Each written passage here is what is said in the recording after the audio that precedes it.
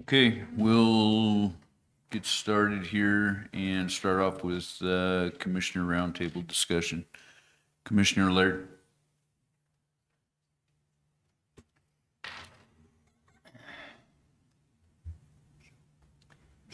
I think we have to solve the parking problem for the employees. I know that property is for sale across the street. I did ask a guy to tell me what he thought it might cost to tear it down. Wasn't Peterson, though, somebody else. I just wanted an idea if it was worth even looking at.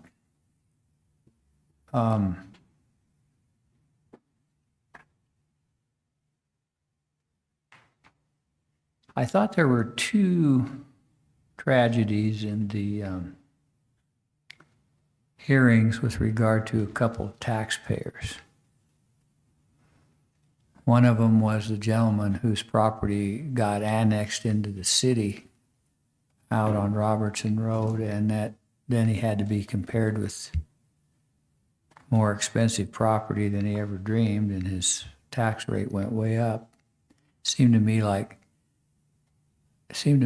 there was something that the assessor or the revenue board may have missed there. And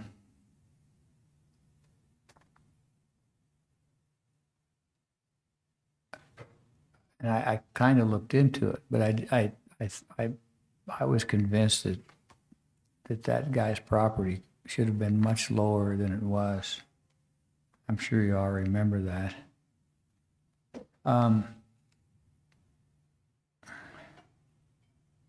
The other thing I would like to see us take a look at is that 100-foot setback that we have in the new, I guess maybe it's the new rules, maybe it's been there before, but what occurs to me when you require a 100-foot setback in kind of what I refer to as out in the country, outside the city limits, or even in the city limits, it's a taking of the person's property without due process of law or without being paid to just say you can't use that 100 feet.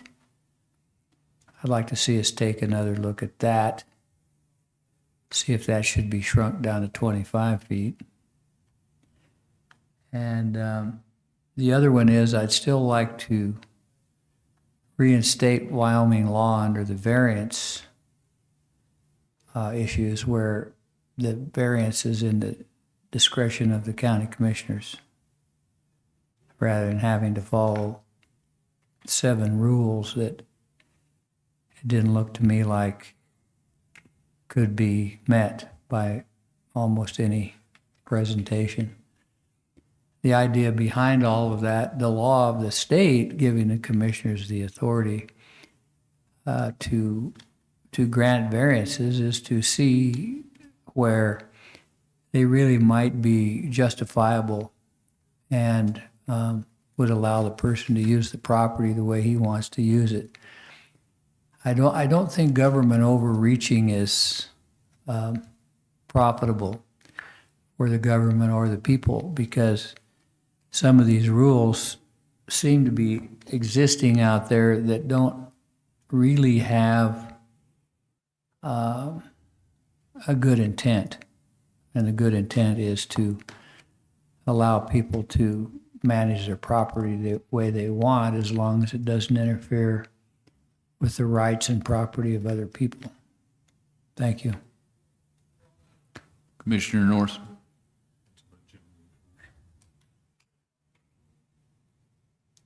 Okay, Commissioner Milne. All right.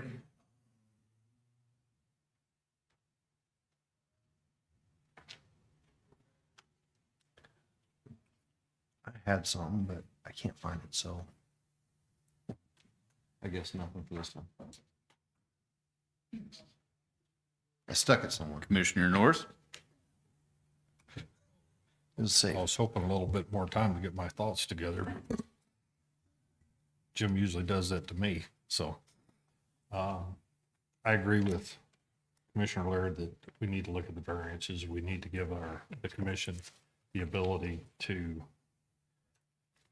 make those decisions without having be so onerous and almost impossible for the property owners.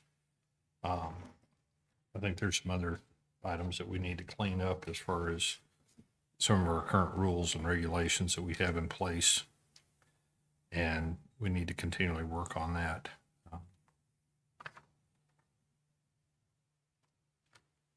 And I think the main thing we need to work on is making sure that we're working as a cohesive unit in the county. And I'm not sure just exactly how to do that. But it seems like there's been some areas where the right hand doesn't know what the left hand's doing, and that is something that needs to be taken care of so that we're working together as a unit. That's all. Commissioner Nicolason? Thanks, Mr. Chairman. In no particular order, I hope that Mr. Hagler with Road and Bridge can come in maybe at the next work session and talk to us about where he's at with regard to equipment and personnel. We hope for a mild winter, but that's not what they're predicting. And I just want to see if there's anything we can do to support him. And so I think that needs to be on our radar. I think we've been a little lucky thus far, at least the last, week or so with the weather, but the luck won't hold. And so that's on my mind. We have the request for proposal for investment services out. I think we need to move forward as soon as possible and just make sure we know who our selection committee is going to be, because we're going to receive some proposals and we shouldn't be just winging it. And, I think that we need to confirm if it's going to be one or more people from the treasurer's office, one or more people from outside.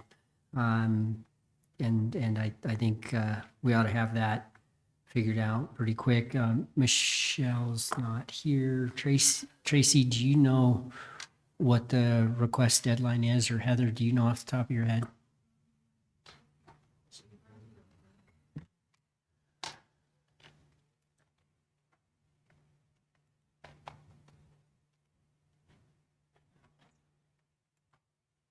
I'll go out real quick, sorry. No, I'll go out.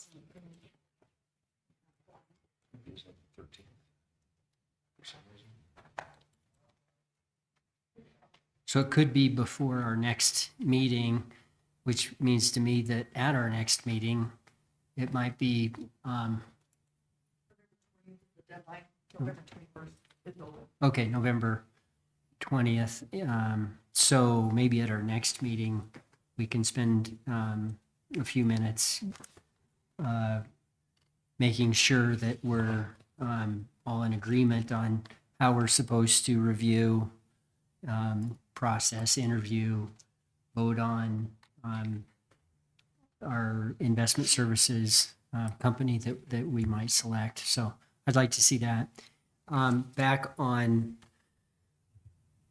October 25th, I met with a representative of the Wyoming Energy Authority and the consultant named HBW Resources. I forwarded to the commissioners back on the 18th of October their assessment questionnaire. We had a good meeting. Christy Turner was also there from the county, and we tried to give them answers to their questions about what's going on with energy in Natrona County. Basically, it's part of a listening tour, and at some point they may engage with others in private industry. We talked about some needs that we saw here in the county. I'm happy to visit about that further with anybody. And we can also send in more requests or information to them if we have identified, or if someone from, our constituents identify for us energy infrastructure needs, we can let these folks know as they're putting together a report for the Wyoming Energy Authority. There has been some need for grant services writing. I talked to Ashley with Sustainable Strategies, and she said that there's a call every month. She thought that, Mr. Chairman, you had made some of the phone calls in the past, but I think that in her words, it had been a minute, that maybe you had been on one of those monthly calls. And what that is, apparently, there's some deal where each month, they basically, the county and the municipalities and towns can identify grant opportunities, and then she can kind of jump, and represent, or that her company can jump around and represent all of our entities and submit applications. So we can retain her company to do additional work. It could be available at an additional cost. I think in discussions with the health department, it seems like she was very successful. Her company was very successful in the past, and that she's very savvy with regard to public monies and those types of grant opportunities versus private industry or private foundation grant opportunities. So I think we ought to be open-minded to the possibility of engaging Sustainable Strategies or someone like that to do some additional grant application writing for us and be more available for our different county departments. I know the library is trying to figure out its funding. We still have a shortfall with regard to the health department. And so I think that if we pay a little money for this, it could be well worth it and, potentially result in a heck of a lot of money. Those are my updates. Thanks. Commissioner Nicolason, I am supposed to be the one that's contacting those, but I have not gotten a calendar invite for any of those calls or anything. So if you'll give me that information from Ashley, I'll be happy to contact her and start working on those. Okay. Yeah, I'll get you that. Okay. In reference to sustainable strategies with Ashley, I do have those. That is, they've known that's a direct conflict for me with timing of another meeting that happens at the same time. The other thing that I would say in moving forward with them is Ashley's great at getting grants and helping us get grants, but they also do not do the my understanding is they do not do the reporting portion of that. So like we can land a grant, but somebody here is going to have to be responsible for reporting on that. And that seems to be still an issue because I continue to get things sent to me that I have to send to Nick. And Nick doesn't want all this stuff either. So we still have an issue that we need to address here is if we are going to go after grants, and I wholeheartedly believe that there's a lot of money out there that we're missing out on just simply because A, we don't have somebody to write the grants, and B, if we did get the grants, who is going to do all the work on the back end of it here? I think we need to answer that question. But then I think we move 100% forward on trying to obtain some of these grants. But so A, yes, I know about them. So somebody else, and if Commissioner North is stepping up, wanting to be the one to take on those calls, they're next Thursday, I think, is the next call that they have, or whoever wants to get on those calls, even two of you can, but we still have that follow-up question as to if we get grants, who's gonna answer those? So Yeah, I think that's a great question. And I think we're steering right at some significant reporting requirements for some significant monies that we received over the last year or so and will be, I think, receiving. So is that you know, if, does Nick have, I don't know if he has the interest, or maybe it's a conversation with Tom. I don't know of another office that would be more well suited to help administer or manage, you know, the reporting, other than I'm looking over at our chief budget officer on the expense side. Maybe our clerk has some ideas on who could be best suited to help do the reporting and administration. Mr. Chairman, Commissioner Nicolason, I feel that maybe we need to look at a position of a grants manager or even a part-time position. I do know that Nick has a lot of irons in the fire, and I don't, believe, shouldn't be speaking for him, but I'm not sure if he has enough time to handle his job plus be a quasi grants manager too. So, that is a conversation we could have with him and Tom. But I do feel if we're going to be going for these funds or want to go for these funds, it may be appropriate to employ a grants manager. If I can just add to that, I have had that conversation with Nick, and he has echoed that same thing, that in fact, that needs to be a position, needs to be added on, not a burden put back onto them, but somebody put in place that can oversee the many grants that we have. I know Eric Nelson did it forever, but when Eric left, there was nobody there, and the only way that we found out about half of them is they kept getting filtered back to me, of which I needed to go to Nick and say, all right, who's handling this? And, so so to answer the question, the grants position, whether it's part-time or not, I personally feel is needed, especially if we're gonna, because when you come down to the health department too, we got a grant with that, but at the end of the day, Sustained Strategies is not gonna be the one to fill out the paperwork and send it back in. So that, looking forward, when we start spending those monies, we need to have somebody in place here that's gonna be responsible for doing all the reporting. Mr. Chairman, can I follow up? Yeah, go ahead. Dallas, for just a second. Tracy, do you think you could reach out to a couple of the other clerks of a couple of the other big counties and see if that's been traditionally, I mean, maybe they have somebody, maybe it's a full-time, maybe it's a part-time, maybe they're good, maybe they work under the clerk's office and direction, maybe on the treasurer's side, or maybe for the commissioners, but I'd sure like to know maybe what a couple of the bigger counties are doing in this regard, if you thought you might be able to do that. Mr. Chairman, Commissioner Nicolason, certainly. I do know Laramie County does have a grants manager. I'm not sure how many staff that department has, but I believe they've had one for 20 plus years. So I do know Laramie County has a grants manager that Nick has worked with quite a bit.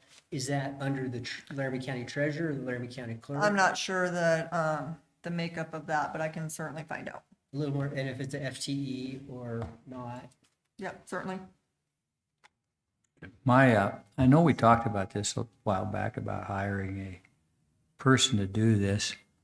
And somebody, I don't even know who it was, mentioned Angela Emery is good at this grant writing. I have no knowledge of that other than I've heard that one name. But haven't we thought in the past about hiring a grant writer? And if so, how come we haven't done it? I guess that's my question. Commissioner Nicolason? I don't know historically if we've ever done it or not. If it's been, I thought it's typically historically been contracted. I know Angela Emery has largely retired, and I didn't, from Platte River Parkway Trails, and my understanding was she was spending more time out of town with family and things like that. So I don't know that she'd be available, but if we maybe found out what others are doing and what's appropriate, I don't know if we need a full-time for. Can they work at home though, in this, Peter, do you think? Do they have to be in the building? Or can they work at another location like we were talking about earlier? People are doing that, I guess. I think that would just have to be hashed out. If we decide to go with the position, we'll work with HR on exactly how that would look. So, and to answer your question, I guess if you look in the past, Eric Nelson was the one that handled all this stuff when he was here. So he's not here, and obviously there's a deficit here that we need to take care of, so. The other thing we could do is we could also look at a contract position that does that intermittently as we need it, and that may be more effective for the county, because that way what you're doing is you're working on a specific contract and on a specific grant, and you're not tied to a long-term employee. And in addition to that, instead of having to worry about where they're working, if they're doing something like that, and as long as they're getting their job done and completing it, it's no different than any other outside contractor.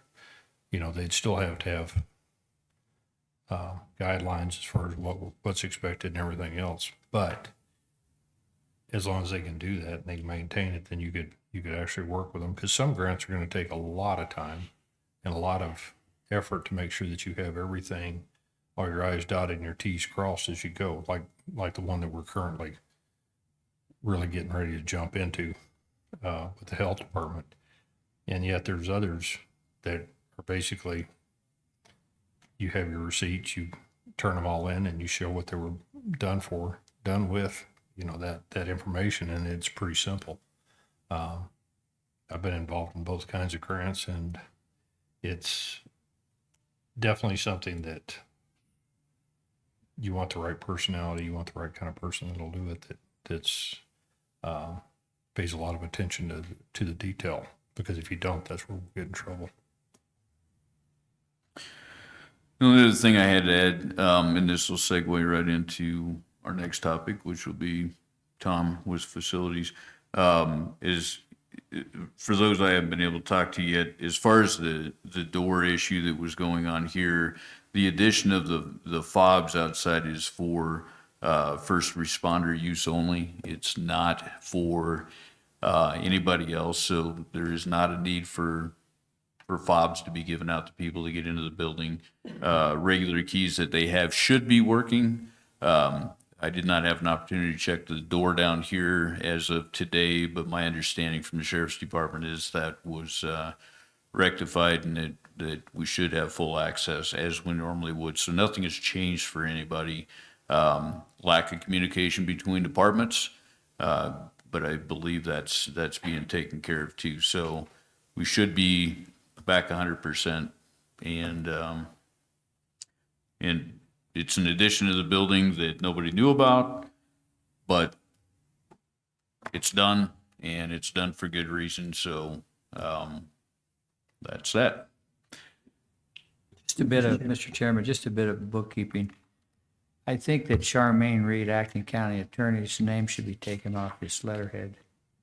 I don't think that's appropriate for a lawyer to have that on here. It's on the work session agenda document. Okay, I'm sure that was an oversight. We'll make sure. Yeah, it's been on there since she's been gone. I'd noticed it once, but I forgot to say anything. Okay, Commissioner Nicolason. Mr. Chairman, I don't know, I haven't talked to Tom about this or anyone at the sheriff's department about this, but it seemed like our facilities manager, director, Tom, wasn't consulted in advance by the sheriff. And so it seems like that breakdown of communication is not just unfortunate, but not the right way to do business. And so if that's the way it came down, then I certainly hope that it's not repeated in the future, and that when alterations are going to be made to buildings that Tom is charged with taking care of, that a phone call in advance or an email in advance is the way to go. Just to add to that, my understanding was, and I've talked to the sheriff, and there was a lack of communication in this one, but also there's a possibility that the vendor showed up on site, not scheduled, ready to do the work, and so the work was performed at that time. So I think there's several factors to this whole thing. Commissioner North. Right along with that, though, the county commissioners are the ones that are responsible for the county buildings and the county property. And for us not to have known anything about this before it was done, and if there was a vendor set up, that should have been taken care of. That should have been brought before the commission long before a vendor ever showed up to do that. And we should have been informed. We should have known about it and understood what was going on, why it was going on, and everything else. And to me, that's just not acceptable. And to be perfectly clear, I've had discussions with the sheriff and everything has been ironed out. Everybody understands there was communication breakdown here. It's been resolved, should not happen again. Tom, just so we don't fall behind in time, and Commissioner Mill. Just real quick, I don't need to say anything about the communications or anything, but I am interested and have not seen an invoice for all the fob work or anything like that. Only thing that invoice I've seen is on cars. I'd really like to see that invoice for the work in total, between the equipment, the man hours and all that. Make sure that is provided. That is being handled through the sheriff's department itself. That is coming out of their budget, not ours. Right, but I'd still like to see how much it was. Sure. Okay, Tom? Commissioners, how are you? Basically, I'll touch on what was brought up with the locks. As I stated in the email yesterday, we did meet with Gordon Schuler this morning, just before 6. My staff and Gordon were down here. I can tell you 4 of our 6 keys do work. What we found this morning is at some point they cut new keys. The older set of keys are working on the lock. The newer sets of keys are struggling. So yours may work, yours might not, so on and so forth. So we're at a position now to, and it's at your discretion, obviously. We can change the lock. And if we change the lock, we're gonna have to rekey it. So all new keys. We can try and take a key that works, but what we're finding this morning was the keys are wore down, and those are the ones that are unlocking the door. The newer keys, they're a little more jagged, a little rougher. They're the ones that are having issues. That's kind of where we're at with that. The second part of that is when we looked at the door, Garrett and I, this morning, it's a mechanical lock, electronic lock, and it's shaped like a C.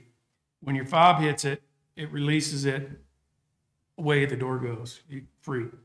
The trouble with that is the top of that electric striker isn't releasing. So this one drops, it's still catching that. So the door remains locked. I'm wondering, and we couldn't really, we went through it with everybody's keys. Gordon's key worked. He walked up, opened the door, away it went. We can look at, because I'm only getting complaints from a handful of people that their keys don't work. So like the public attorney, I think if you guys come in on the weekend, I haven't heard anything from our attorneys. Tom, maybe we look at, once that's corrected on the lock, maybe we include them with a fob. Public attorney, district attorney, they come in on the weekends quite often. Again, I haven't heard any issues with their keys. Maybe that might be one that we give a fob to, is Tom, because he is all hours of the night, mornings. So, something, unless we want to rekey it and put a new lock on it. There's a couple things that we can try and do, which is repinning it. Hopefully that'll work. But for the most part, I'm finding that we're a small group that the keys are not working on. So I hope that kind of sums up. We're not out of the woods totally on that, but we do have a few that are still not working. But we are working on that. The reason I'm here is I sent you guys an email regarding the roof at the jail. It was brought to me in a joint powers board meeting that there was an issue with the roofs, leaks. We personally made a bunch of repairs on those roofs, skylights.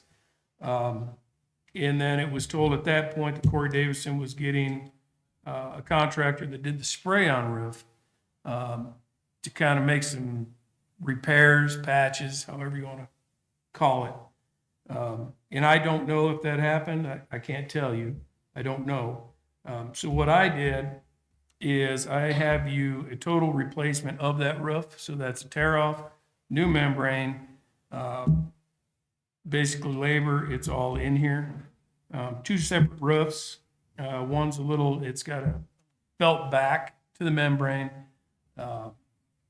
But you're talking another $600,000 by going that way. I don't believe you need to go that way. A membrane roof is fine. You had a 20-year warranty on that roof, and they looked at replacing in 2016, and that's where Dave Loden Construction, I had them out.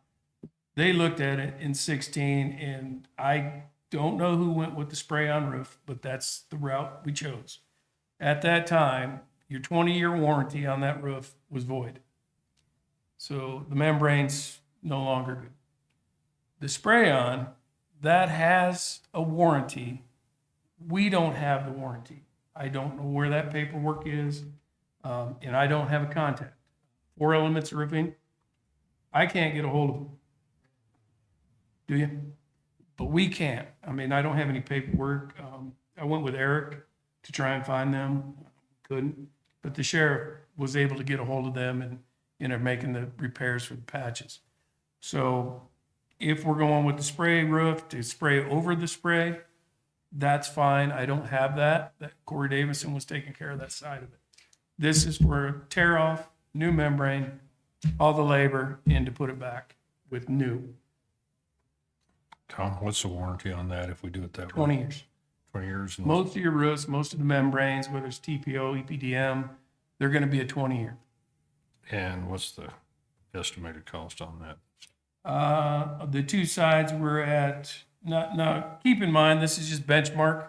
This is not a No, bid. it's the estimate that's, So a CSPE membrane roof is 494,885. And if we drop to the felt back Tremco roof, it's a TPA membrane, you're looking at $1,150,335. And this does the pod area, and it does basically all of admin through the kitchen over to like a transport area, nursing, and then the upper roof for the pods. That is where they sprayed this chemical compound, if you will, on these two roofs. So it's a lower and it's an upper. And just confirming that CSPE, that's your recommendation? I think we should go with the membrane. I don't think we spend the extra money for the felt back. Both are the same, still 20-year warranty. You know, we still, as long as I bring them out yearly for inspections, we're good. So is that covered in part of the cost, or is how much is the inspection? it is. Okay, Yep. so, As long as somebody reaches out to them to do the inspections. okay, so next question is, what would be the estimated time frame that they could do that, or could they do it this winter? I mean, Probably not. okay, so we're looking at next summer. Right. I mean, typical roof work. So the summer typically what we want to do is we want to get it out there and maybe put an RFP out, because obviously our dollar amount here is above. We put it out as an RFP, and our goal is always on a roof is to get on their schedule for next year. That's the goal. Because if we wait till the first of the year, we've already missed the boat. We're not going to get on a schedule, and we're going to lag all the way through either late fall, you know, and that's, as we all know, you know, a shot in the dark if it's going to work or if it's not going to work. That's the goal, is to try and get this out before the first of the year, before other contracts are given at that point.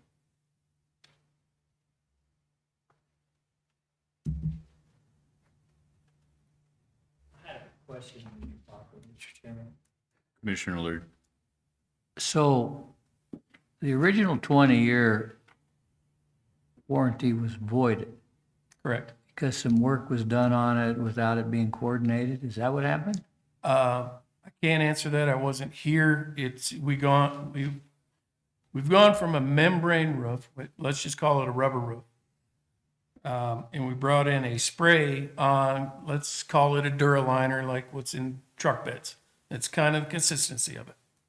We took that membrane that had the warranty on it, and we sprayed over top of it with a chemical-based rubber, for lack of better terms. And So- we have no idea how that was coordinated. No, sir. I wasn't here. I don't know. When I was working with Eric, we couldn't find the paperwork on it. So maybe with the new staff, they may have something for it. But it's typical that I'm finding, I was asked by risk management to start investigating roofs when they're put on, the ages of them.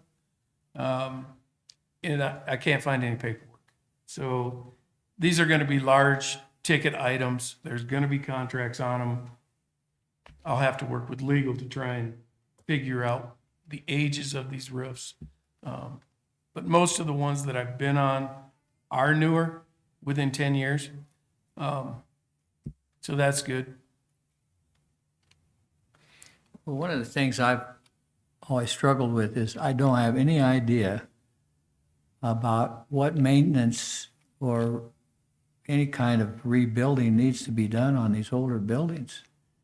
And I've brought up before something the city did, which was hire somebody to come out that's an expert and went through all their buildings and prepared a report, and they all have it and they know exactly what's going on. Is that something you can do, or do we need to hire somebody to do it? With that, you need to take the age of these buildings. Obviously, the infrastructure we know is in dire need. Your sewer lines, wiring, we don't have the capability to even add a plug to this building anymore. Everything's full. So, you know, when we talk about remodels and putting computers and all these different setups in these areas, in order to do that, Rocky Mountain Power is going to have to run a new service for us, which is a new transformer, all new panels. And then from that panel, we can start running different things. In all our buildings are that way for the most part, with the exception of the Townsend. I mean, that's a newer remodel within, I think, 2009, 2010. But again, we have issues at the Townsend. That roof leaks quite a bit. Is there any way we can project or understand what the cost of all this could be to the county? Because I don't know that either. I don't know what, I'd just like to know what we should be doing as commissioners to protect our county property and to make sure that it's properly maintained and that we have the money set aside for it. So what I do during the budget is I'm already looking at these that I can foresee we're going to have issues with, whether it be an HVAC, whether it be a boiler, whatever, roofs. I kind of factor that in from going building to building. I'm pretty sure that everything that is the need of the county right now is in the ground. It's your plumbing, 100%. It's the sewer lines. That is something, you know, we had to do it over at PD's locker rooms downstairs at the Hall of Justice. It just failed. You know, we've done a lot of work up at the jail getting the grinder pumps back together. We've upgraded them. We've added some extra teeth to chew it before it goes to the next set. So we're doing a lot of things Are we budgetary. talking millions of dollars here? With some of the stuff, yes, absolutely. Absolutely. When everything's in ground, in concrete, there's a lot of contractors that have to be involved just for the removal, the extrication, and of course the new install.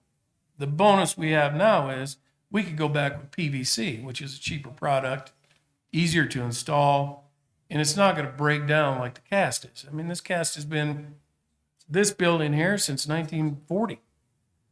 It hasn't been changed, and nobody's really touched it. And you're just, with added flow, you know, the older we've gotten from 1940, the more use it's gotten. And it just can't handle it. So should we be in the active position of repairing and redoing, or do we just want to wait till everything breaks and do it then? Because that seems to be what we're doing. That is And it doesn't feel 100%. comfortable to me either to do it that way. I could tell you that this area of the county has been always reactive instead of proactive. And that is something that we're trying to address and move forward with to get us out of that stage. And that's what we're doing. You're not seeing the air handler problems anymore. You're not seeing the boiler issues. You're not seeing the water issues, the floods. You're not seeing that anymore. And that's us being proactive, moving towards different items that we know are going to fail. We're changing them. I put it in the budget. You guys have approved most of it. And that's what we're doing. We're taking these parts. It's upgrading the building. But as far as like stuff underground that I can't see, most we can do is run cameras through it. And that's what we do.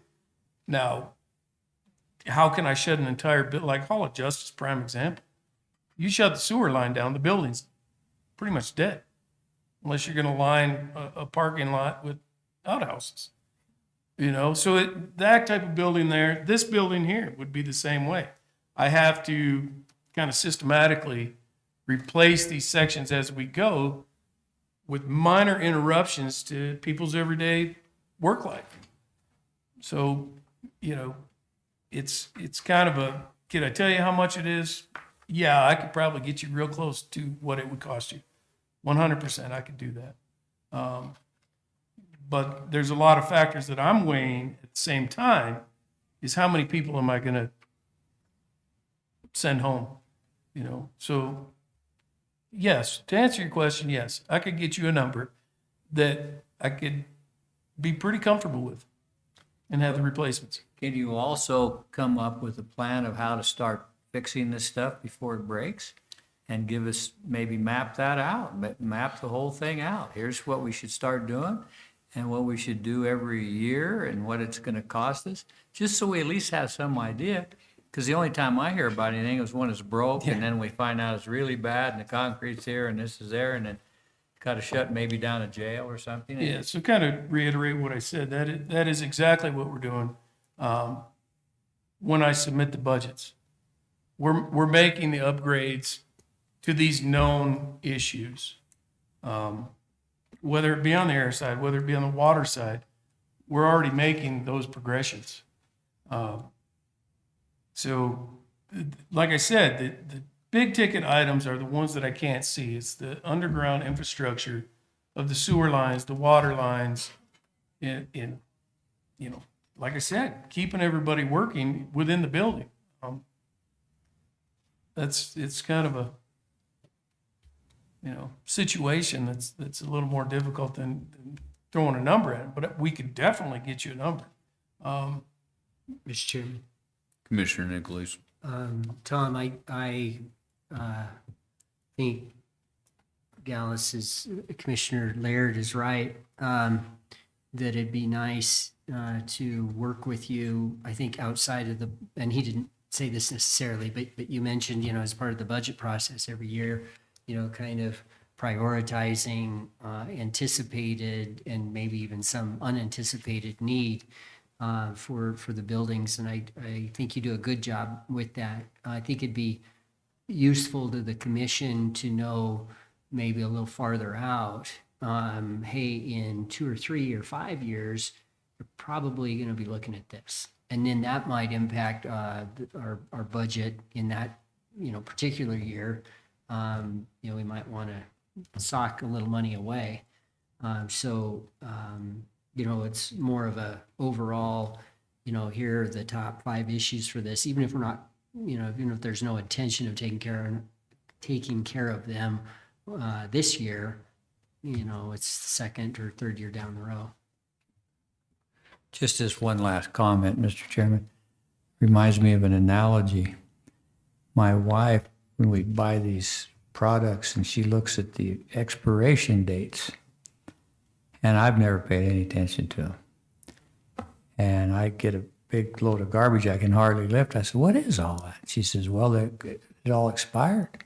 I'm not going to eat one thing the day after it expires. She was born and raised in Canada. I don't know, maybe that's how they do it up there. But I'm not about to argue with her about it. But when it comes to these kind of buildings, there's probably an expiration date. that we need to start paying attention to, because this Band-Aid brother thing it's not good. And that's what I've seen is Band-Aids. And I just don't think it's a good expenditure of money and that it's profitable in the long run. And so I'm glad we're talking a little bit about it, because if there's stuff that you think should go be attacked and fixed, I think you ought to come up with it and present it to the commission and let them decide whether they want to do it. But when I heard about the jail and then that could be shut down, and then I had to think about, well, is there going to be 100 porta potties out there so they don't have to go somewhere else? I thought how ridiculous that would be. But it's a possibility. So, Commissioner Milne. Thanks for coming, Tom. I think you're kind of hearing from the commission about a kind of a schedule, pre-planned schedule. You know, like using something near and dear to your heart, the components, the chemicals for the HVACs, they're no longer going to be. So we know that's going to be a future expense at some point. If we had a schedule out there where we could see we're going to need to replace those HVACs in 2 years and it's going to cost us much, then the year before or that year, we have that in mind already, and we can kind of see it, throw it up on the wall so we can all see it all the time and know what's coming up. Yeah. You know, so we aren't hit. So maybe if you could work out a 5-year schedule or something on different components throughout. Obviously, you're not going to catch everything. It's just how it is, right? But if you can, you know, if you think of something, throw it onto the list and for the schedule, and so where we can just see what's going on at a glance, man. And then the other thing, Mr. Chairman, and board, the rest of the board, I think we've heard that the CSPE is the way to go. I'd recommend that we have Heather and Tom work together, get an RFP out so that we can prove it, so that we can get it moving and get it scheduled so we can get it going next year. Because if we just sit on our hands, it'll be there just that much further. I agree with that 100%. We need to get moving on that. and the other thing is to build in what it takes to get some of these products. I mean, I don't know how long they fiddle around with the planners, a couple of years. And then every time he comes in here, he says, yeah, I got it ordered. It's going to be 6 months down the road. So all of that has to be pre-planned. So it gets ordered, it's ready to go before the next teardrop falls. And that's why I'm here, trying to expedite in front of you guys, to kind of go off of what you're saying. We are already doing that. We've ordered a new chiller. We've ordered 9 rooftop units. We've already done it. So that look ahead, we've got new boilers. They're already installed. We're doing most of this in-house on our end. The cost savings that you guys are seeing are crazy. But we are, to answer you guys as a whole, that is the direction we're moving. We're getting these high-ticket items corrected. No, I think you're doing a good job on fixing all those. I think what the board here is just asking for is some way of communicating that longer vision out a little bit, so that we've got a lot of other things to think about too. Understand. So if we can just kind of, see at a glance what's coming up. Yeah, building by building in writing would be super helpful to me personally. Oh, it's not a problem. And it's something that's never been done. So, I can't fall back on predecessors that he did this or that. I can do it myself moving forward that, hey, here you go. This is what I'm going to see. You're going to need a roof here, but I need to find the paperwork. So maybe I don't have to replace the roof. I can have it repaired. Yeah. Until we get that documentation contract-wise. So it's a process we're starting. We're trying to get this ball going in a direction where everybody can be comfortable with you guys and the decisions you're making for the betterment of the county buildings. Mr. Chairman, maybe would be super helpful is like a red light, green light. yellow light kind of thing. Where red light is, we got to deal with it right now because people's, desks are getting water on them from the roof. So anyway, yeah, whatever information we can get, and then we can work with you better and Yes, sir. get you more money. Perfect. So to that point, the more conversations I've been having lately, and I guess kind of go back to what Dallas originally brought up of, and from what I'm hearing from you, is a complete inventory of all the buildings and the issues we have with it, because just this morning in department head meeting, we talked about the roof out at the Road and Bridge, where initially a roof out there was approved and then it was reduced down to a third of a roof, but now we got a leak in a portion of that roof where the water's getting into where a bunch of brand new radios are stored. It's problems like that that persist. It was brought up here recently also that the town of Mills has even brought up how our buildings got chipped and peeling paint, need to be taken care of. So to Dallas's point, each building, I think we need to have a complete inventory of everything that needs to be done, what's wrong with them, what needs to be fixed, and just as Commissioner Nicolason said, red light, yellow light, green light, whatever is the important things, and then work your way down from there. But I'm in total agreement. I think that needs to happen sooner than later. So typically, I don't get involved at Road and Bridge. If you'd like me to, I can definitely look at it. If not, Mr. Hagler could probably tell you more about it than I, unless I work for you guys, if that's what you'd like me to do. Well, I'd like to see direction from the commission on how they want to handle it, but if it's certain areas and certain people feel that they need, I'd rather have one person do it.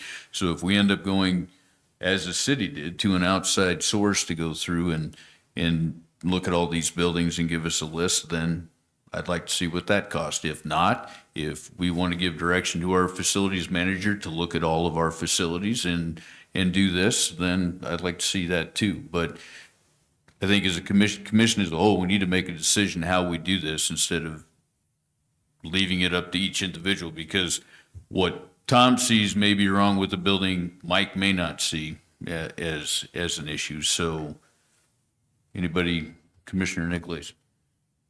Tom, what's your job title?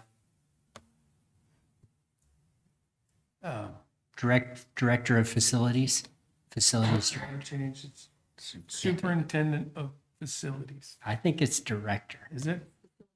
It's director. And so my feeling is,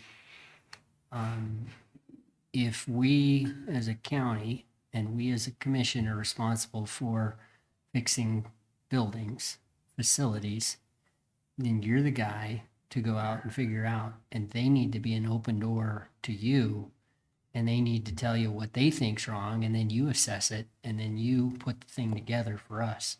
Please. And so my feeling personally, and I don't know what these guys, how they feel, if it's the same or different, but my feeling is that's your job and we trust you, and they need to be an open book for you, and they need to say, this is what we're seeing. You process it, put it together, and bring it to us. Because otherwise, we're not going to be efficient. And otherwise, are we going to feel comfortable with the dollars or not? I don't know. So I think it's got to be you. But I'd like to take it a step further than that, and it's not what they see as wrong. I would rather that you visit each facility and go over it with a fine-tooth comb, whether it's sewer lines or roofs or whatever it might be, so that we have an all-encompassing list of issues that we have at every site that the county owns. And I agree completely with that. If I wasn't any limitation, if you only get on the phone with them, No. you rely on them. I think part of what you do is you talk to them, but absolutely, you go look at it inside, outside, upside, downside. Mr. Chairman, Commissioner Lake. I think there's a blend here, though. I agree with both of what you and Mr. Nicolason have said, but I know he's got a lot of work to do. And I know when the city hired this outfit to do it, everybody had to cooperate with who came in to do it. But this is a big undertaking. And I know he has all kinds of things he has to attend to. That's why I'm suggesting that he would definitely have to work with whoever comes in to do this. And my understanding, I'm not sure if I'm totally correct, that it costs the city about 50 grand to have that done for all their buildings. But when I talked to some of the city councilmen, they just thought it was the greatest thing they've ever done, and the manager as well. So I still think we ought to consider that because of he's got to do ordering, he's got to do all these repairs, he's got all these guys that he's dealing with, other department heads, but and we could of course tell everybody they have to do what we say with respect to him seeing these, which is one of the political issues that we always have to go through in this county.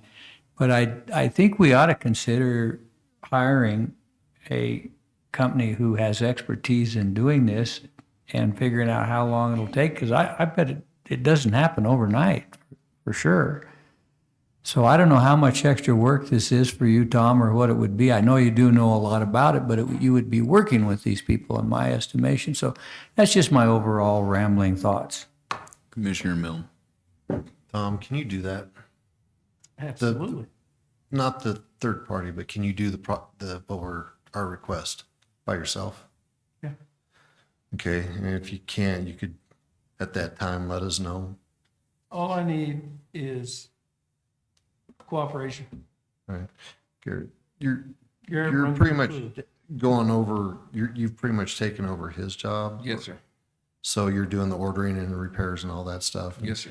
So we actually do need to find something for Tom to do then. I wouldn't get crazy. But no, like I said, I'm more than happy. I can get everything that you guys are asking, as long as I have cooperation. When I go to these other buildings, it's almost like I'm stepping on toes. And that's the feedback I get from everybody. And it's not, everybody talks about the jail. It's not just the jail. It's everybody.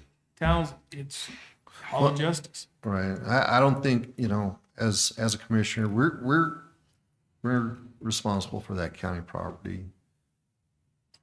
I'm not telling Michael how to operate parks, but we need to be having you go in there and looking at the parks building out at the lake or on the mountain and saying, hey, we've got to do this. And he may be, yeah, I know I'm going to. Well, no, I'm here. This is what I need to do. We need to make sure everybody understands that while we're not responsible for their operations, we are responsible for that structure, that building, that real property. And you're our representative for that. And we hope you can work with them I don't and work well with them and have good communication, good cooperation between both you and them to work together. The outside boards like the fairgrounds where they're statutory, or if, say, Glenn out at the airport wanted to see you just for some advice or whatever, be available for them as well. And that's what I thought the new job title was, but that was my Have understanding of what we did when we created I it. So haven't seen it. I just hope that start doing that. I'm more than happy to do it. I mean, I've got 34 years in construction. I'm here for you guys. You just have to open the door. If I got willing participants, I'm more than happy to do this, which that's what I thought I was supposed to be doing. So I'm more than happy. Commissioner North. Tom, I think one thing that would really help for everybody is if we had a prioritization. Stuff that has to be done, wants to be done, or can wait. You know what I mean? I mean, there's certain things that you need to hit immediately, because if you don't, it's going to cost us a lot more money down the future. Right. Some of the things turn out to be more of a want instead of a need. And I know you know that. So, but if those high priority items, or I think need to be listed out, and maybe as a suggestion, the best thing to do would be to ask the different facilities, the ones that run those, give me a list. That doesn't mean that has to be your list. So I just want to make sure, but that at least gives them buy-in and lets them know that, okay, we're looking at this, but if there's things that are wants and not needs, immediate needs, then we can address that as we come down. But if we work together on that stuff and get that communication going both ways, I think that would really help as far as, there's a lot of that stuff when you're in a building all the time, you know what the little things are that don't work on a regular basis. And, it's just like a sewer or a plug or something like that. If you're in an office, oh yeah, we don't ever use that plug. Well, why not? Well, because it's never worked. Walking through it without testing every plug, you're not going to know that. Right. Same thing with sewers. If there's a problem with one particular bathroom, just like over at the Hall of Justice, how long do we had that problem before we finally got it fixed? Yeah, and I know you're still working on the other floors to get that fixed. But that's the kind of stuff that we need to. I think that would help if Absolutely. those I'm all people in. that are in there. So, but no, that is your position, and it's just a matter of making a list so that we have a rough idea of what we're looking at. No problem. I don't want a rough idea. I want the idea. Already you brought one big thing up. It's not been addressed yet. It's about to hit us. Space heaters in here. That hasn't been fixed. Nothing's been done. All those ladies downstairs, they're going to bring in their space heaters because they're not going to freeze. So what do we do to cure that? That's an immediate problem. We got new boilers down there. It's a matter of turning temperatures up. They've got it. All right, we're running a little bit behind. The last question I have to ask is, what kind of a time frame do you need to be able to get a list together of all the facilities? And would it be, today we're the 7th of November, would it be out of line to say by the 1st of the year, January? What do we on? We got, depending on where, how far I'm going out here, fairgrounds. I need to know what the 7 buildings that we have just near and dear to our heart around here.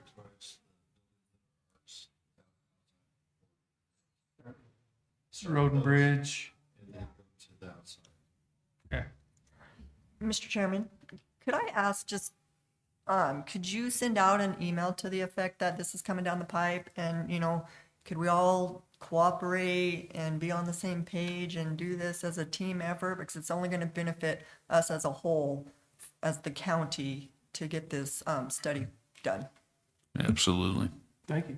What about a resolution, Mr. Chairman? We do a resolution and we get it signed, sealed, and delivered, and people know that's what they by golly have to do. Or a letter would suffice to everybody involved. I don't think we need to pass a resolution for that. Okay, thank you. Thank you, guys. So, Mr. Chairman, Tom, going to have him do that RFP for the top. I thought you were gonna have them have a discussion amongst themselves. Yes. Okay, I just want to make sure we're not dropping. We'll be in touch. Sorry, sir. Sorry, ma'am. I am.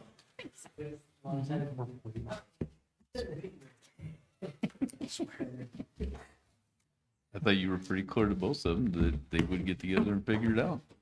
Just being done super clear. Okay. So now that I've got you behind schedule, Well, Commissioners, Sure, we should do it. be able to get back on schedule pretty quick because this should only take a minute. On the agenda gonna hold you to tonight, you're going to see a couple of different applications for City of Casper planning, a plat subdivision application, and a zone change application. This is for the Health Department's new building and that area of land that we did get from the city, and then there's a few parcels, small parcels that are just adjacent to the land. One piece is ours, 2 of the parcels are state property. The state has already submitted their applications for this change, and the city's kind of just waiting on us now. We have to have this signed, and I believe to the city by noon on Thursday, so it can be at the next planning and zoning meeting in December, I believe on the 14th. Jared, the question is, so the state, are they turning those over to the county then? Or what's happening with those parcels? Is it? Mr. Chairman, what we're doing on those is just a zone change. And so each property owner had to apply for that zone change. So the state submitted their zone change application. Okay, so there's no change of ownership, it's No. just a zone change. Okay. Mr. Chairman, if I might, I spoke with the state probably back in late August or early September. And the discussion was we're definitely not going to talk about change of ownership at this point because we wanted to get through this without any delay. But I told him that at some point in the future, that conversation might come up and he said, fine, but obviously that might be quite a process to get those orphaned parcels change of ownership. Okay, So that was it. that was it. That was it. It was a minute. Yep, just letting you know that it's on the agenda for tonight. Okay. That we kind of need it ASAP. Mr. Chairman, one other thing is I don't know if anybody's talked to the other property owner on the other side of Conwell that is part of that PUD and whether or not they're interested in it. I know it's a dental vision clinic, at least some of it is, and it might be in their interest too. And I don't know who might reach out to them at some point. Just to see if they want to be on board, although with the time frame, it might be a little late in the day. We could at least speak with them and see if they want to come to the public comment for the city's next meeting. Okay. Thank you. Thank you. Are we going to talk about the subdivision stuff also?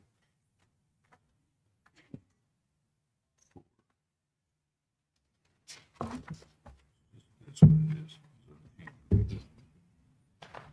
The stuff that's in here.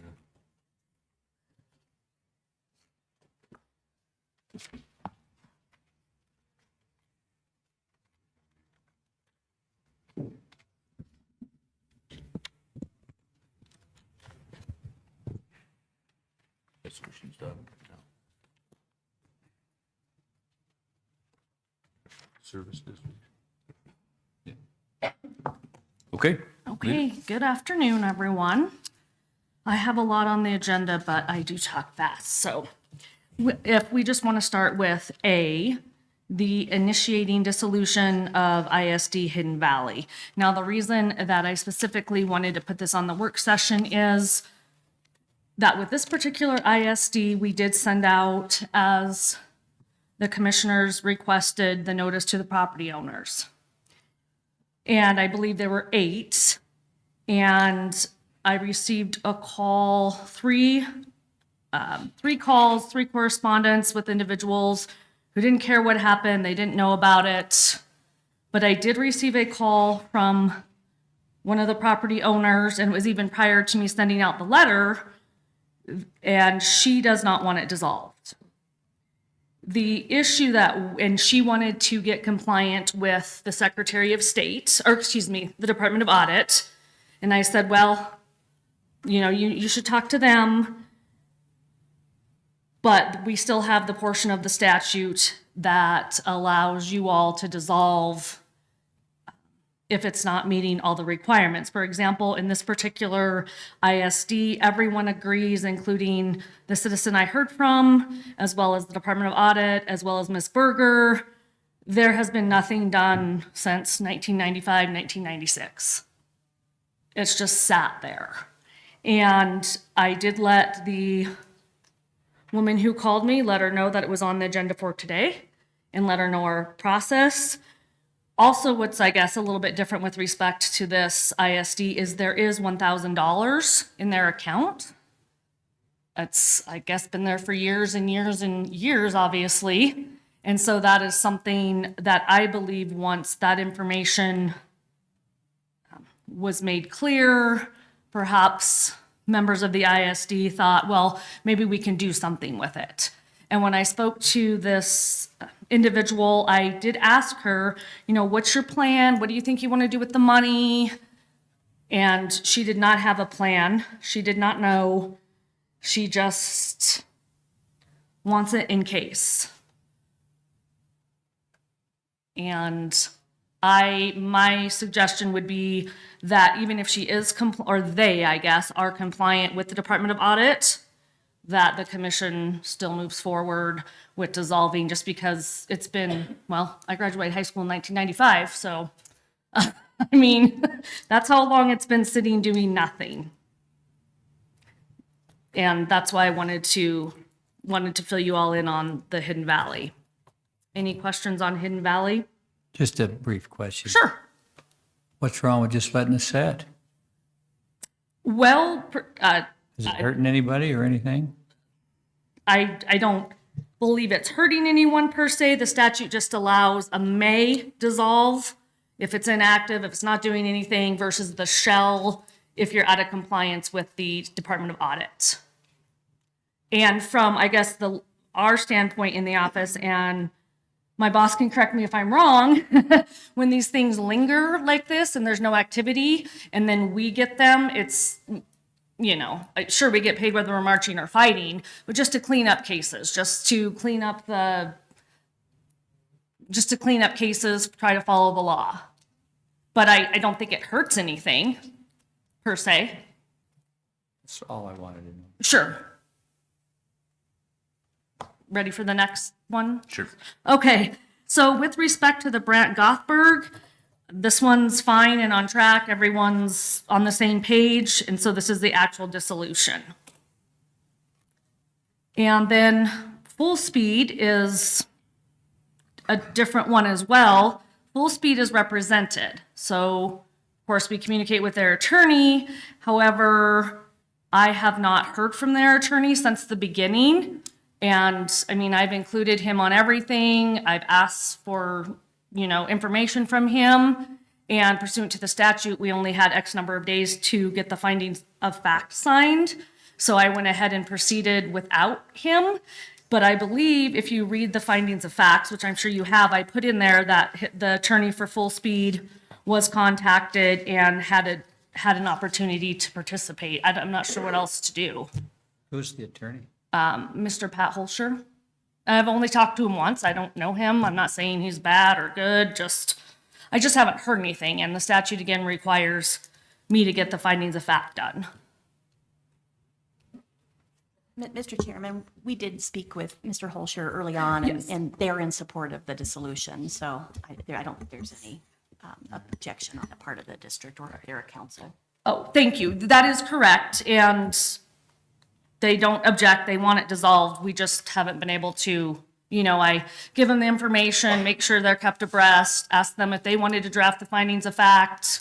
We just haven't heard, but they should be aware of where we are in the proceedings. Commissioner Nicolason? Well, I think the silence is acquiescence. Pat's real capable. Yeah. He would participate if his client wanted him to, I'm sure. Right. And so again, he was very nice and helpful when we did talk to him. I just am letting you all know that I did draft all that, and that's why that sentence is in there about, this is just what I have. So. And then with respect to the revised resolution 41-23, establishing a process to sell county-owned real property. If you all recall, Shar had originally drafted a draft. We've been working on it. The commission requested more notice among some other items to be added. And so we incorporated what we believe were your wishes into the new resolution. I personally think there's a lot of notice in here, but Mr. Nicolason. Commissioner Nicolason? That'd be great. Oh, okay, and I have a copy if it's. Mr. Chairman, thank you for this. They ain't making any more land. I always am hesitant to give, sell, transfer public real estate. And because even if it doesn't fit our portfolio or our current, vision, it sure might on a time horizon that's a lot longer than probably for a lot of private parties. Because I think here, could we use it in 50 years? And if we're not asking that question, I don't think we're doing our job. I had some specific questions some specific edits, and I just now gave them to Heather, and I apologize that I didn't get these in front of my other commissioners to see if they like them or not. Basically, it's, I think, clarifying a few things, and I think it's making it, it's maybe pumping the brakes just a little bit, or so I don't know how the other commissioners want to proceed, if they want to see my notes or if they want to come back at the next meeting and deal with this resolution or proposed resolution. But I did have these comments, and I do apologize for not getting them to you earlier. The one thing that was an addition that maybe legal can weigh in on is, if our costs in this, we have to pay for publication. I don't know if that's a $200 or a $500 publication cost. We have legal time, the legal department's time in this thing, maybe some more admin.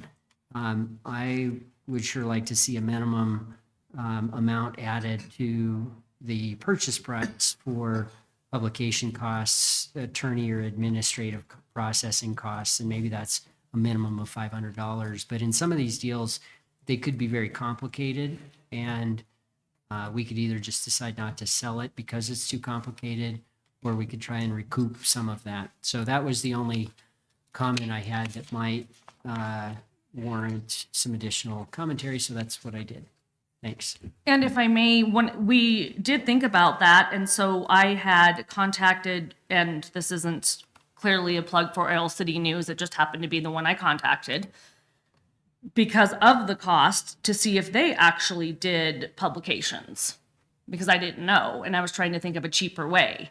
And right as I had contacted Oil City News, they were in their office working on some sort of policy for running publications.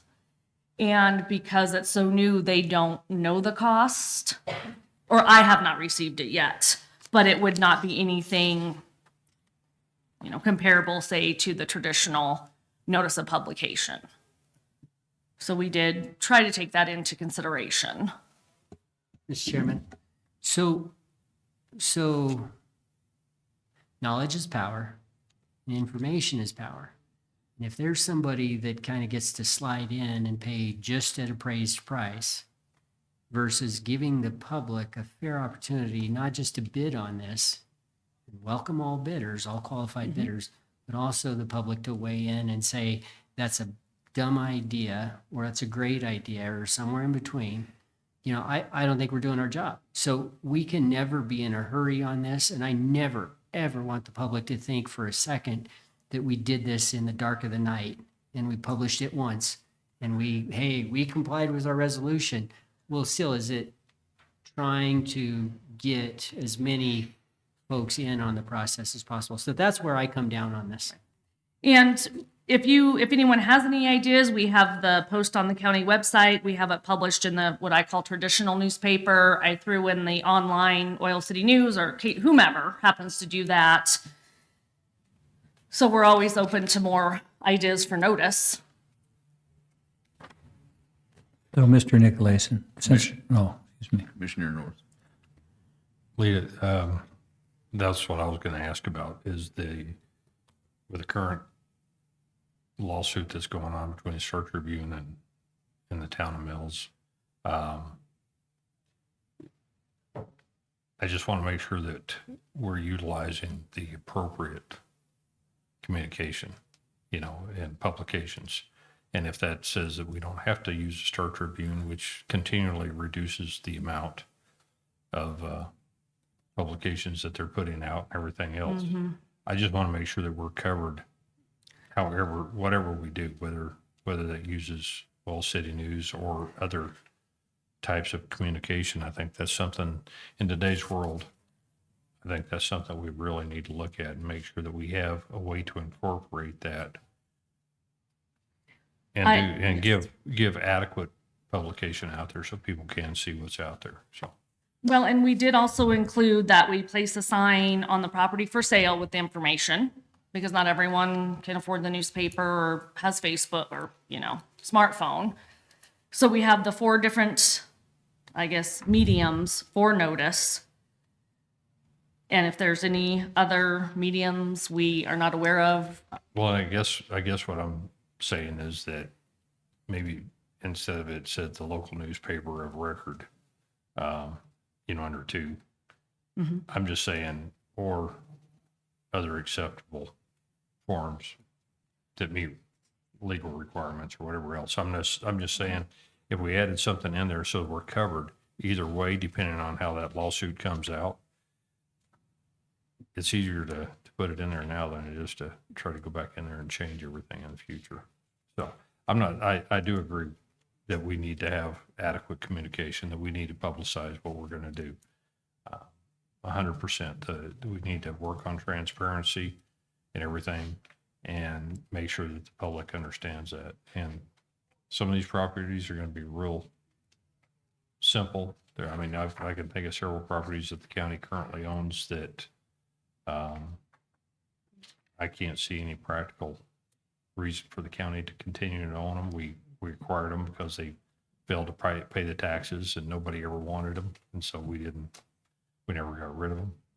So there's some of those out there that if somebody can utilize them, I'd rather put them back on the tax roll than I have them sitting there without any kind of development in the future. Commissioner Laird. Yeah, I did, Mr. Nicolason, since I didn't see your notes and I do value your legal opinion, do you have an opinion on whether we should vote for this or against it, I guess is what I'm asking? Based, or do you see that it definitely needs those changes? Chairman? Commissioner Nicolason. Commissioner Laird, I think a written policy in the form of a resolution is very appropriate. Okay, as a foundation, here's the rule, everybody needs to follow it. What I don't want to do is be in a rush to adopt a policy that we have reservations about or misgivings about down the road if things get off the rails. And so maybe we can come back to this at the next meeting unless there's a clear and pressing need to do it tonight. Well, so I want to add something else you said that struck me, and that is, why do we need to sell it at all? And of course, I don't have a crystal ball whether we might need it in 50 years, but I'm certainly glad you were thinking about that. So to just be doing some of these things seems to me, if it isn't hurting anybody, it isn't helping anybody, it's just busy work, then why are we doing anything? That's my question. Well, Mr. Chairman, we were directed to put a policy and procedure together for your consideration. So that's what we've done, and not trying to make busy Well, work policy, here. yeah, I understand the policy, yeah. Right. But So to actually execute anything, to sell any property was what I was addressing myself to. Well, Commissioner Laird, I think that will come in time if we need to look at certain properties. But what we're talking about here is putting policy in place that frankly, there's a lot of policies that are either expired, have not been looked at, or just are non-existent, that we do need to get into place so that we and future commissions have clear direction on how things work within the county or how we anticipate them working. I do feel that we should slow the roll on this one, maybe to the next meeting, and so that we can see what these notes are that Commissioner Nicolason is wanting to incorporate into this, and just make sure that we get it right before we take a vote on it. That's my personal opinion. Mr. Chairman. Commissioner Milne. Yeah, so give some historical perspective to this. We've had or made sales in the past, while I was on the commission even, that, so even recent history, where we have not had this policy, and it has led to some interesting discussions, some different either property not being sold or being sold. This is needed. That the county does not have it at this time is absolutely ridiculous. County should have some direction on this. Yes, we're the board, we should be making these decisions, but this should be a guideline out there to slow the process down in order for people to have notice, but also not to stymie it to a point where tax property that we're trying to get rid of because we shouldn't be landlords to whatever houses or whatever out there, and it can be put back on tax rolls so that that process does not come to a stop. And there is a way to move forward with some of these properties. We didn't have that direction in the past a couple times, and so this is really needed. Yeah, Mr. Chairman, I agree with everything that's been said. I know the city has a policy. I've dealt with their policy with respect to when they sell something, and they have a very good policy. And so, yes, I agree with the fact of needing a policy and taking the time to get it right. And just, I think I'm the only one that looked at some of Commissioner Nicolasen's notes, and yeah, I think some of them should be incorporated in there, so I do, only some of them though. But yeah, no, so I think we should slow this process down a little bit to at least be able to review what he's come up with as well. Just because, like I said, some of them are, yeah, they're okay. I do have two quick comments, Commissioner North, with respect to the notice and the Star Tribune, so to speak. That language about notice in the newspaper of record, of course, comes out of the rules of civil procedure. And so we first had in there, a print newspaper, but then trying to stick with the rules of civil procedure.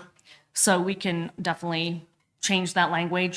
For example, in Park County, there's always an argument, is the Powell Tribune or Cody Enterprise? That's the, newspaper of record for publications that require something to be in the newspaper of record.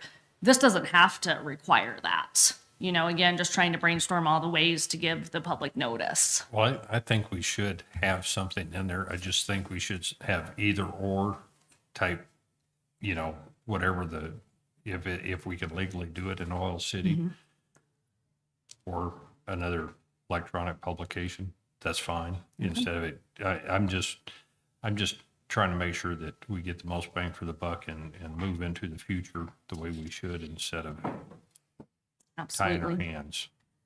And Commissioner Milne, with respect to your comment regarding, these weren't the words you used, but the balance of notice and how many days. And if you look in here, some of the numbers we came up with, it was based off trying to make sure notice was out there for an appropriate amount of time or the correct amount of time, reasonable, I guess is the word, versus, do we want to give notice for 2 years on something and then the property's still sitting? So again, just trying to find that balance. We just tried to pick some numbers. So. Mr. Chairman, Commissioner Laird? one thing that I came to realize here in the last couple of years is that the print newspaper is read by older people, and digital is more paid attention to by younger people. So I would think we would want to do both so that we can get to our citizenry here. There's a need for both. I like to read the newspaper. My wife reads Oil City and then points it out to me. I agree, trying to put the notice to as many citizens as possible between the digital, the print, posting a sign on the property, and posting it on our website.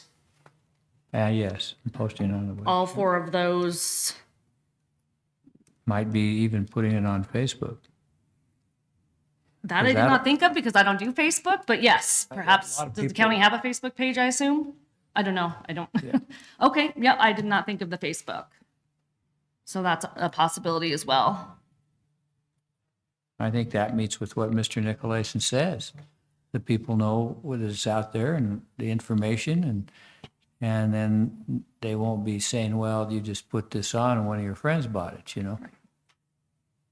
Absolutely. Okay, we're happy to table that or continue whatever word, I guess, we're using today, that issue.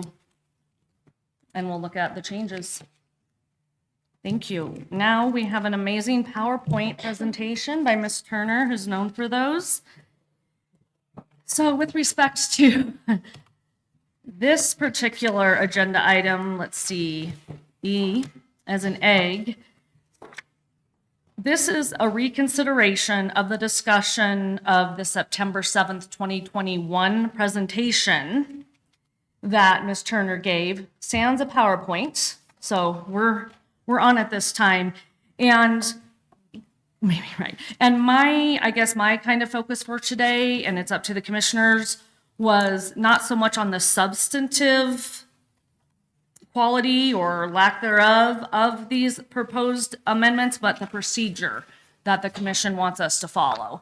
It's my understanding during the last presentation, well, not my understanding, I know during the last presentation that this text amendment in front of you was approved. There was a motion made, I've listened to the recordings, there was a motion made, it was approved, and for whatever reason, here nor there, the text amendment did not get recorded. And so my focus here today was, does the commission want to rescind, repeal their action in the meeting and start over, or nothing prevents the commission or the chair, I guess, from signing this as it is? We can't make changes to this and then sign it. We'd have to redo everything. And so between Christy and I, we thought we could present the whole picture of what's going on and why our suggestion is that this is signed as is. And then if there are substantive changes that the commission would like to make, and you can correct me if I'm wrong, it would be when you all overhaul the subdivision regulations of 2013. Correct. And then that way, I guess from a procedural cleanup standpoint, that's where we are, because for whatever reason, it didn't get recorded. So what we have on record is the August 10th, 21 Planning and Zoning Commission meeting with their recommended approval to the BOCC. After that, we had the September 7th meeting in 2021, where the 5 text amendments were presented to the BOCC, and the BOCC voted to approve those amendments. Again, what step got missed was having that resolution recorded. So the 2019 version of the subdivision requires all subdivisions to create an ISD. So improvement service districts had been from 2013 to 2021. Those ISDs had been created for each subdivision. Only about 46% of those were still in effect. And with the closing of the ones that we've had recently, that number's dropping. So we can walk through what those 5 text amendments were. The first one is in Chapter 2, Section 4, where you took out the complete requirement to create an ISD and replaced it with the option for the subdivision will be required to join or merge with an existing improvement service district if it's contiguous to an existing ISD boundary. So that was the first text amendment. The second one was in Chapter 3, which is under the simple subs. Section 2, your minimum requirements for a permit was to delete and adjust the list numbering. So you're going to delete If the current access is part of an existing improvement service district, the new lot will be required to join the improvement service district. So they chose to take that out. The third one is Chapter 4, Major Subdivision Review Process, Section 5, Criteria for Approval. Again, it's a deletion of documentation satisfactory to the board that the improvement and service district requirements had been met. So continuing that coordination through all of the text in the document. And then Chapter 4, Major Subdivision Review Process, the final plat application item. At the very end of that is deleting a new or merged improvement service district shall be mandatory for all major subdivisions. Again, continuity throughout the document of removing those references. And the last one is on the major subdivision application, where the major subdivision will be required to join any existing improvement service district. And again, as we stated, the two options are to go ahead and move forward with the approval and sign the resolution and be able to move forward, or rescind the decision made in that September 17th or 7th, 2001 meeting. If we rescind that, it goes all the way back to requiring every subdivision to create an ISD. And so that will be more restrictive than adopting this text amendment as stands right now, and would only be applicable to those locations that are adjacent to ISDs. Now, just to give you a little additional background, this semester I was contacted with UW's land use law professor, Sharon, and I can't remember how to say her last name. And they have been working as a project on our subdivision regulations in that class. So I have a student that has been going through and doing some reviews and looking at other subdivision regulations across the county, and is putting together a Best practices, maybe? yeah, best practices that we could look at when looking to take the step into our subdivision review. So that is already kind of in the works from my office, and looking at what we would need to impact additionally with those subdivision regulations. So within the next year, we should be able to take a lot more action on that.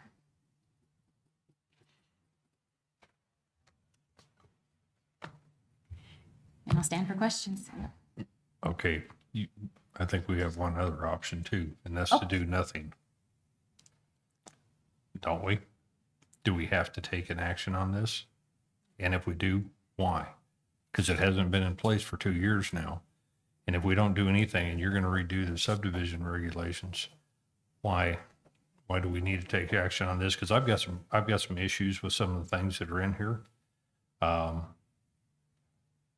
If we have a new subdivision that goes in, that's developed, a major subdivision that's developed by a real estate agent, and they put in a subdivision next to a small improvement district, they're going to have to join that district. Maybe that district doesn't want them in there, or vice versa. There's some issues with that. The other thing that I saw in here is that it says access off a public, that you have to have access through off a public road. The public street, legal access.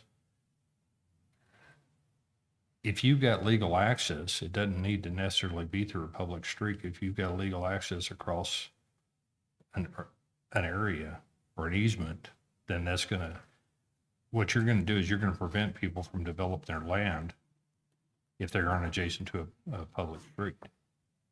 I don't agree with that at all.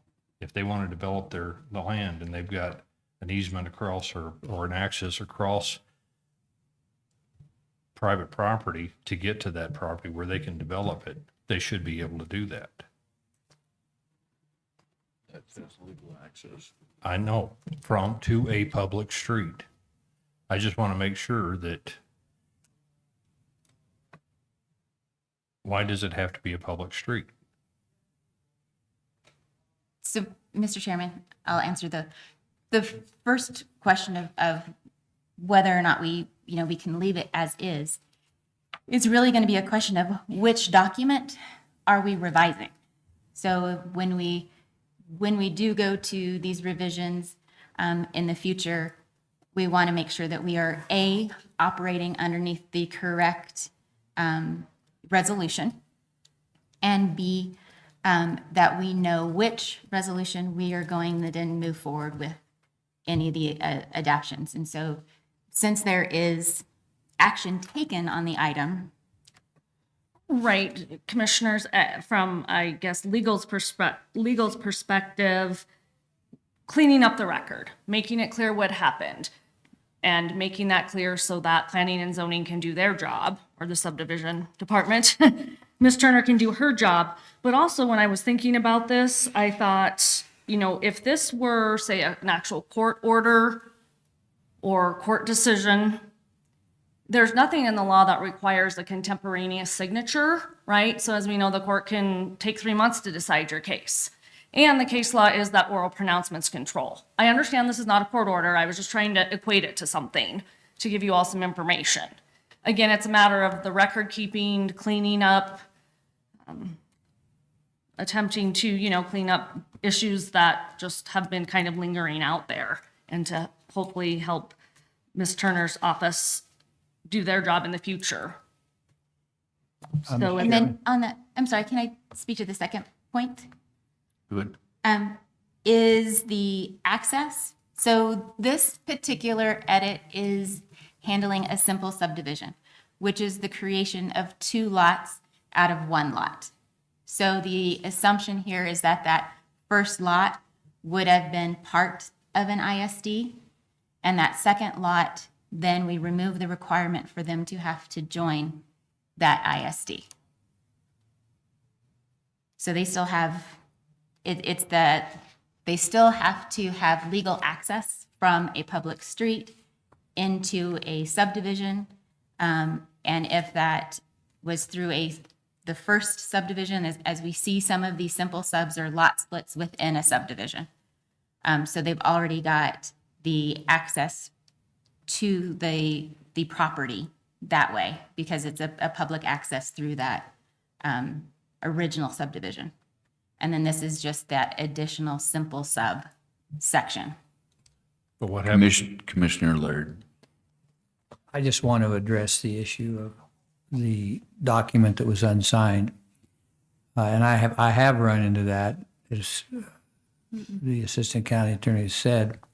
The situation I ran into was 2 years later, and the order hadn't been signed, and it serves a different judge, required new paperwork and another hearing. So when I look at that, that was my first thought. I talked to the county attorney about that this morning. It's just weird to take up an order that wasn't signed. I don't know whether the old commission decided they didn't want to do it, maybe. I don't know what the reason they didn't sign it was. I do know that what they did or didn't do isn't binding on us unless they signed it.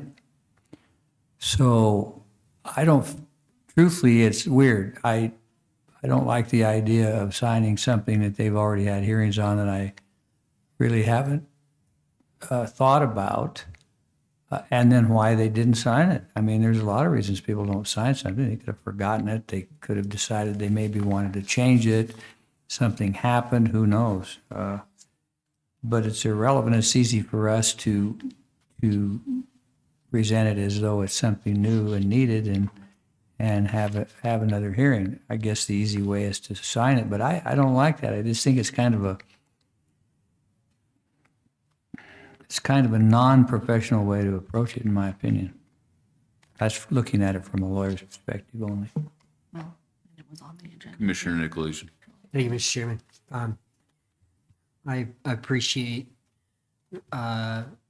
legal's and development's attempts to clean this up, because it's just kind of an awkward situation where if somebody asks, well, is this the rule? And you say, well, yes, but, it's an unsigned resolution. It kind of puts us in a somewhat unprofessional place.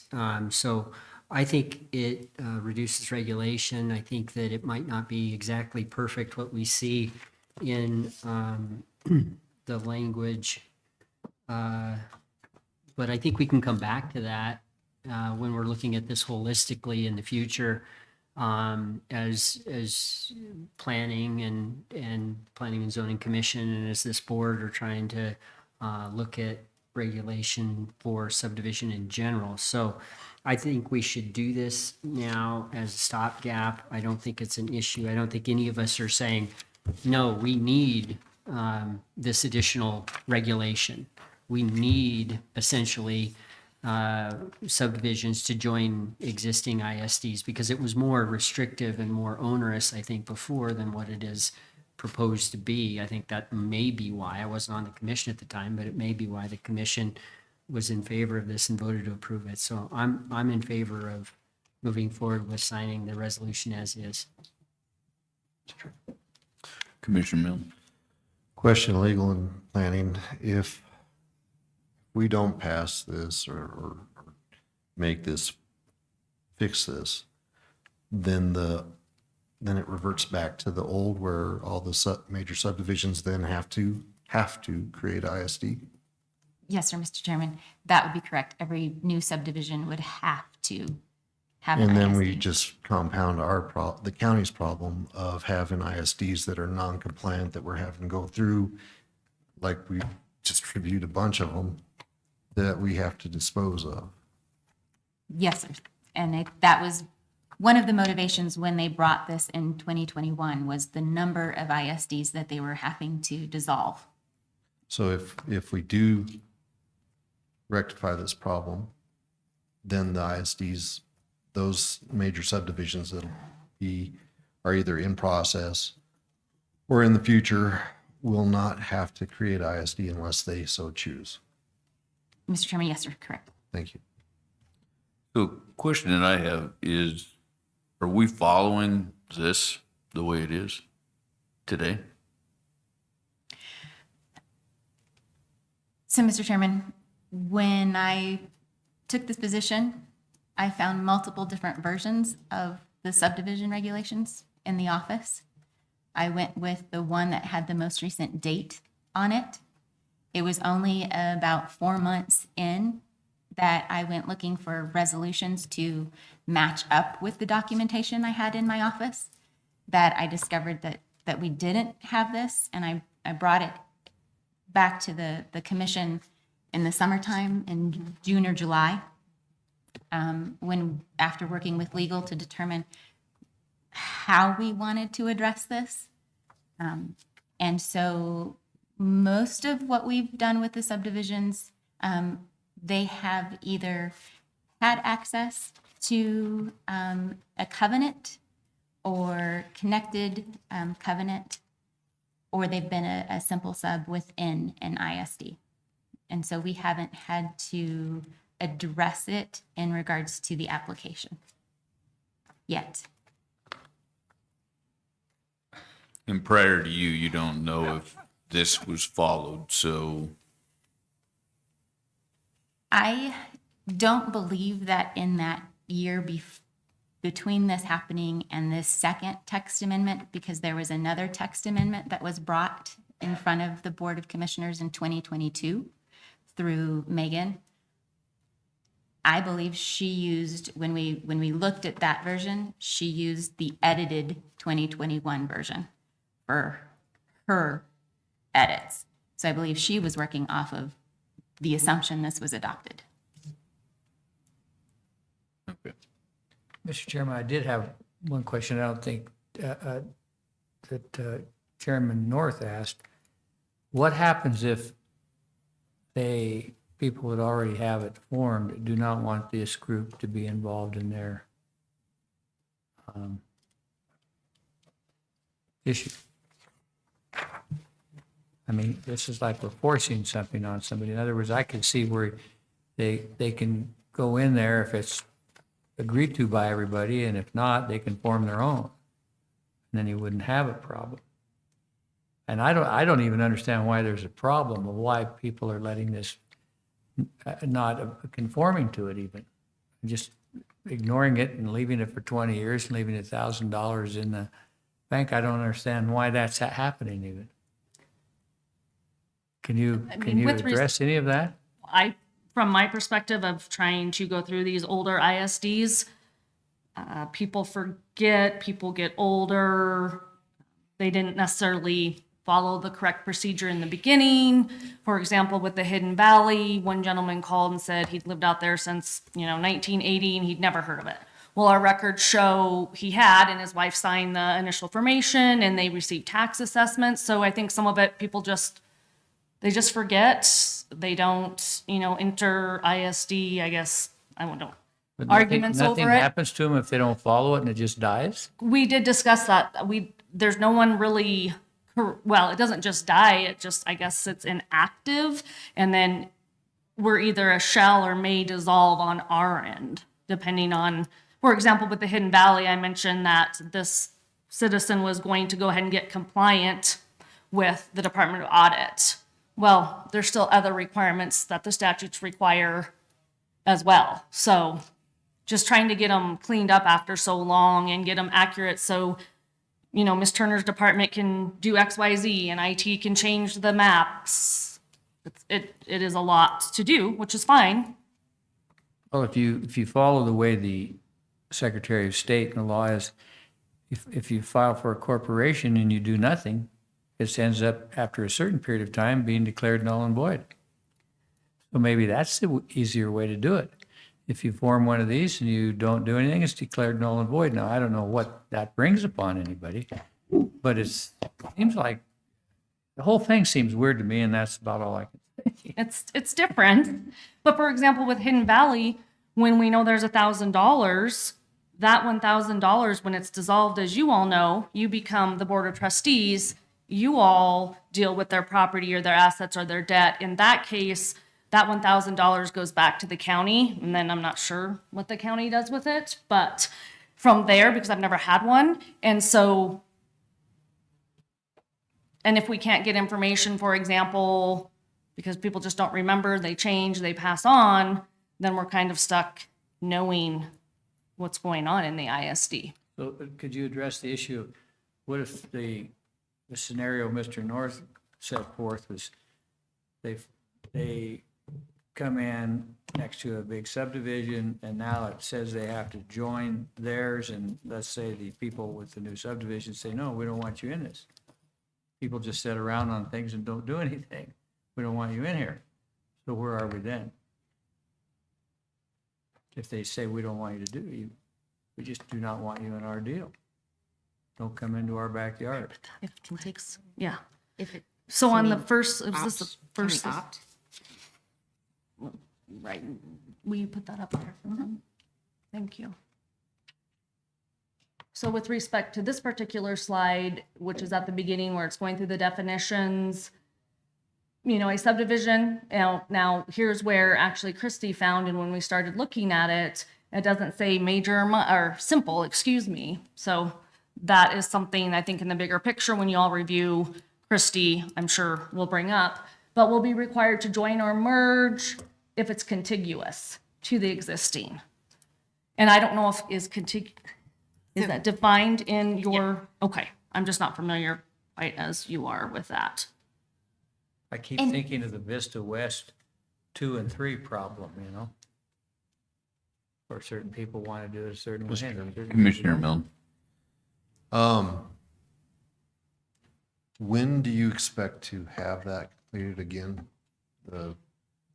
So that we can look at a revision of the subdivision? So, Mr. Chairman and Mr. Milne, the UW semester ends in 5 weeks. So we will have that report from that law student in 5 weeks that we can then, the plan was then to present some of those ideas and determine the next steps, which would be the public notice, would actually probably be more of a steering team to go through those reviews. And then that next step to a public meeting, open house on that, to all of those. So 6 months-ish Are they are they just given recommendations or are they given language? He is giving recommendations and some language. So this would be a very short-term solution. And he's also tying it into statute. Okay, your mic died. At least you're using yours. You're not sitting back like Dallas away from his. Well, I'm still trying to get an answer to my question. What if the major subdivision says, no, we don't want you in there? I can see some wording would be needed. And then how do you get in? What kind of, do we say what kind of an application you need to do? And what are the steps? It seems like it's left wide open. If you're going to clear up the problem, you need to clear up the problem. Right, and like she said, it doesn't say whether it's a simple or a major subdivision, which is an issue in and upon itself. So, you know, there's a lot of correction here that we got to So go back doing it- and rework anyways. So are you suggesting we should kind of redo it and get it right I to start would- with, rather than do a little My piecemeal? preference would be to make it so that we don't have to have any developers create a subdivision where they're required to create ISD, another new ISD that just ends up dying anyways. Wasting our county attorney's Since time. you were here in 21, why didn't you guys sign that? I don't know, I wouldn't, Chairman. Just thought I'd ask you. Well, and I did review the work session from July 5th of 2023. Again, I was not there and I didn't write down word for word, but at that time, Commissioner Milne, you had stated we just needed a clean copy, passed and recorded. And there were some, I did not sense any major concerns. However, at that time, a different text amendment was presented, and it may have been a little chaotic to track or make a decision on, but it was also discussed on July 5th of 2023. So when I brought these, back in July, it was because I had found that both of them had not been signed. So we decided with these ISD conversations, it was a good chance to revisit this text amendment and determine how we want to move forward with this text amendment. And then we can look at the other one. We're going to have to kind of come back and do the same thing with that 2022 action, and determine if we'll pass that one or rescind that action. But with the ISD conversations that we've been having lately and the dissolvement of those, this was a good time to bring this one back up. So I think my comment still stands then. We need to just get this done and recorded and move forward. That is a recommendation from legal, correct? Yes, thank you. Okay. And I would agree with that simply because it seems like we've been operating under this anyways for a period of time. So I would agree to go along with the recommendation of legal, but also as quickly as these, the project you have underway, it comes forward, then I think we need to work on getting this cleaned up as quickly as we possibly can and then get that into record. I hear that, Commissioner Laird. Mr. Chairman, but if you read that last sentence, a subdivision will be required to join or merge with an existing improvement service district. But it doesn't say that the existing one has to take them. I mean, it's just like it's not addressing the whole problem. And there are changes that will need to be made to it if something like this comes up in the meantime. I mean, I'm assuming this doesn't happen very often, but I would say times of the essence too, that we get this signed and as soon as you have the project completed, that we need to get that done and get back on this and make the needed corrections so that we can clean all this up. So, Mr. Chairman, the statute gives the Board of Commissioners the ability to exempt subdivisions 5 lots and under from some of the regulations. How we would want to move forward doing that in a case like this, I can come back and we can discuss that. If you are 6 lots, you are required to start a WDEQ report, which then would incorporate all the information from the neighboring ISD, some of those conversations would be in play with that Chapter 23 study.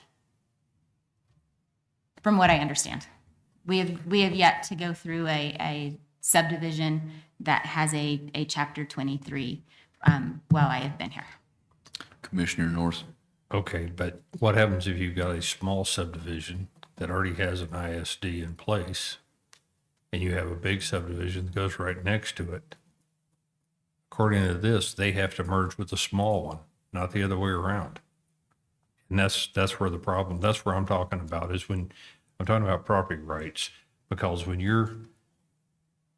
if you've got a big subdivision that's going in, you may not want to deal with all those issues. You may have a nice tight community where you're at right now, but it's contiguous with a big one. And you don't want to have to deal with that, all the politics. You don't have to want to, I mean, your roads may be fine.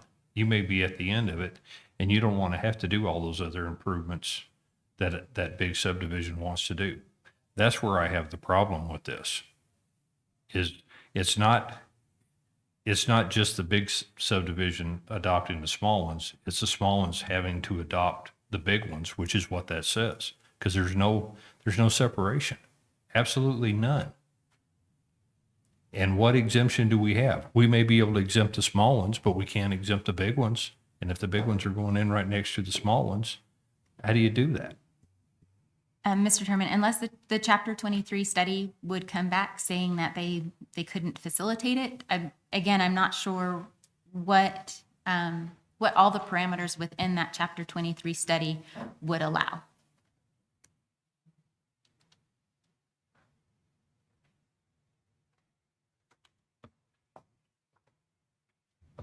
Can you go back to the slide that would require, if we said no, what the requirements would be? What you have to go back through? This one? Yeah, so you have public comment, planning, zoning commission review, and presentation back to the BOCC. So how long does that process itself take? For this subdivision resolution, we would want to set up a steering team to consider this. And so that would give them 3 to 4 months. And then it's the 30 days and then it's a public meeting. So that would be a 5th month. And then it would be a 30-day notice for the Planning and Zoning Commission and a 45-day notice for the Board of County Commissioners. So we're up to 6 months And we're looking to for a 6 months. quick review. And we're looking at 6 months right now in order to make changes, correct? Correct. Okay, and then if we did not accept this and decided to go this route and redo all this, which I don't like that idea, but if we were to do that, then what was prior to this? Prior to this was the requirement for all of the subdivisions to create an ISD. Okay, all right. Mr. Chairman. Commissioner North. So I understand what you're saying, but at the same time, if it's going to take the same amount of time to change stuff, we've already got a good start on this. We've already gone through this process. Basically, what we could do is modify the changes that we're already looking at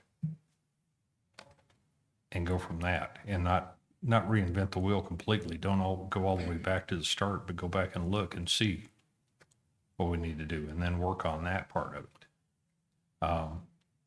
We still do the legal notice. We could still have the public meetings. We could still do everything else, but you don't have to kick out everything that we have right here. All you have to do is modify what we have and bring that into compliance, or bring it in so it's more user-friendly for the citizens at the county. You don't have to go all the way back and start at the beginning one. You can look at this and use that as your starting point. You can work through these processes and take a lot of that time out. Don't start all over. Don't reinvent the wheel. We don't have to. We've already gone through this stuff once. You can go back and look at some of the other stuff and see if there's anything in there that we want to put back in here. But look at what we currently have, and then work on that for the new subdivision rules. However, playing devil's advocate, if we go back to the way it was before any subdivision that does not have an ISD right now, you would probably have to go and require them to create one, correct? I'm just saying, if we do not sign this, then you're opening up Pandora's box and you got to go back and have everybody create an ISD. They'd probably be the ones that were created between when this was not, when it was accepted but not recorded to this point. And I don't know how many of those would be. That'll make developers happy. And I'm just saying, Yeah. I think that by not signing this, you're going to create more work. It's not a matter of reinventing the wheel on creating this, but it's the additional work to make people do an ISD that may not want it, that when we get this done, may dissolve them anyways. Just for a second, Dave. I don't think I quite followed with what you were trying to say about making the changes or whatever. Were you talking about making a text change to what we would be approving today? Because I don't know if we can do that. No, they just said we can't. But what we're doing is if we're looking at redoing the subdivision rules, you take what we currently have and you just modify that. And that's what we actually adopt. Instead of going back to what it was prior to this point, you take these rules and regulations and you adopt it and you go through and you clean this up as a new adoption. That's what they're asking. No. They're asking that we go ahead and pass this right now, and then we start working all over again. I'm just saying, if it's going to take 6 months, it's going to take 6 months. It doesn't matter which way we go. But if we don't, then we revert back to the ISDs being as a requirement. Yeah, but that still doesn't answer the question that I had on some of these that are mandated as far as so you- joining. So you'd rather everybody have to create ISD? I have a question. That was one of the questions I was going to ask our legal representation. The question is how do you make it in retrospect? Well, you can't, we It's have an already ex post approved, facto we've already law if we approved sign it these. now. We can't go back and put regulations on somebody that we've already approved. Legally, that would be a can of worms that we can't get into because you can't go backwards on things like that. If we've already approved these and we didn't mandate that they have an ISD at that point in time, it'd be from this point forward that we would have to mandate that they do it, not the stuff not for the last 2 years. However, it's been approved upon something that was never signed or made official. Right, so Mr. Chairman, it's a mess, it's a mess. Yeah. Yes, to say, I was just in my mind trying to think about how we could go back and require, previous applicants to comply, and I don't know that we can. But certainly, we've not followed the regulations that are in effect. Well, we signed it, it'd have to be as of today. It can't go back and be signed effective as of the 2021, so you have nothing to do there. It's just you go forward with it, which it just seems like we're trying to do something the easy way when really we need to do it the right way, is what I think. Well, and I guess that's my point, is I want to do it right, but at the same time, if we've already approved these other subdivisions, I don't think we can go back and tell them to do it. That's a mistake that we made, not the mistake that they made. That's a mistake we made. We can't go back there and tell them, no, you have to do this now. If we do that, we're going to be in court real quick. But if we do say what we're going to do is we're going to start on revising this now and start looking at some of this stuff, and we can wait.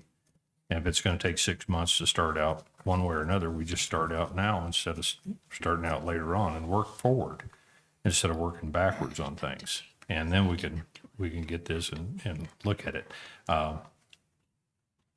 That's just my opinion. Since I'm not a lawyer, so I'm relying on your expertise. Well, and the point that I would add to that is if we're going to revise this, if you're going to work on revising this, we need to have something in place. Because if you don't have this signed, you don't have it in place, and you're going to revert back to the way it was before, which is going to require an ISD for everybody until you can get this fixed.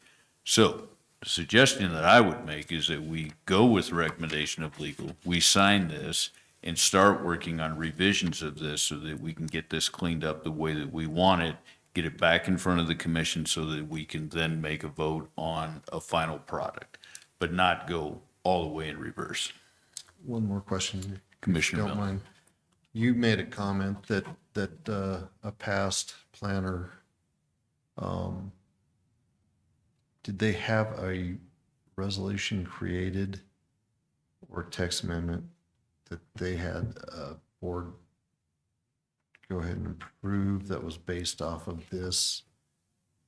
And if so, the language or whatever resolution that they had approved based off of this resolution being approved, what would that do to that? So, Mr. Chairman, Chairman Mill, we're in the same boat with that one because that text amendment went through the planning and zoning and it went through the Board of County Commissioners. And again, no resolution was signed or filed. So when I brought this before you earlier this summer, it was what I saw as a housekeeping detail, that we had missed getting that part completed, that it had been approved, and that it was just a mere housekeeping detail, to bring the resolution into what was being utilized. Thank you. Well, Mr. Chairman, I have one last question about this. Are we appropriately following the Open Meetings Act if we take some old resolution that we don't know why it wasn't signed and then make it law today without the proper public notice and all of that? Mr. Chairman, Commissioner Laird, it did go through the proper public notice, the Then, advertising. It but did. But I'm So- wondering, are we doing it now in terms of, because it's going to be executed and be, if it's executed, and I think that may be a way to do it, but now I'm worried that we're not following the proper open meetings law because we're going to execute something that's going to become quote-unquote law, and the proper notice may not have been given that that was what we were going to do today. Well, what we're following is the Administrative Procedures Act, where you have to have that required 45-day public notice, which did take place, albeit it was a couple years ago. It's just that the resolution approved by the commissioners at that time, for whatever reason, wasn't recorded, so it's not in effect. I think that you can record it today and pass this resolution. It can be recorded and it can go into effect because it did go through the proper process under the Administrative Procedures Act and according to the county policies for public hearings and public meetings. But their intent was to have it signed 2 years ago. So what I'm saying is now we're really going to do something that wasn't signed for some reason, make it law today, and I'm not sure we've given the notice under the Public Meetings Act to do that. That's my question. But Commissioner Laird, I would also add to that we've been following this for the last 4 to 6 months as thinking that that was the process, and that is what we've been following. So, I mean, I agree with legal, but I also think that if we've been following it, then it's pretty much what we've been doing. Yeah, So- I'm appreciative that you found it too, because there's probably other ones lurking in the depths somewhere as well. I just want to make sure, Mr. Chairman, that we don't compound the problem by doing something and then somebody has an opening to come in and say that maybe what you did wasn't legal because of whatever reason.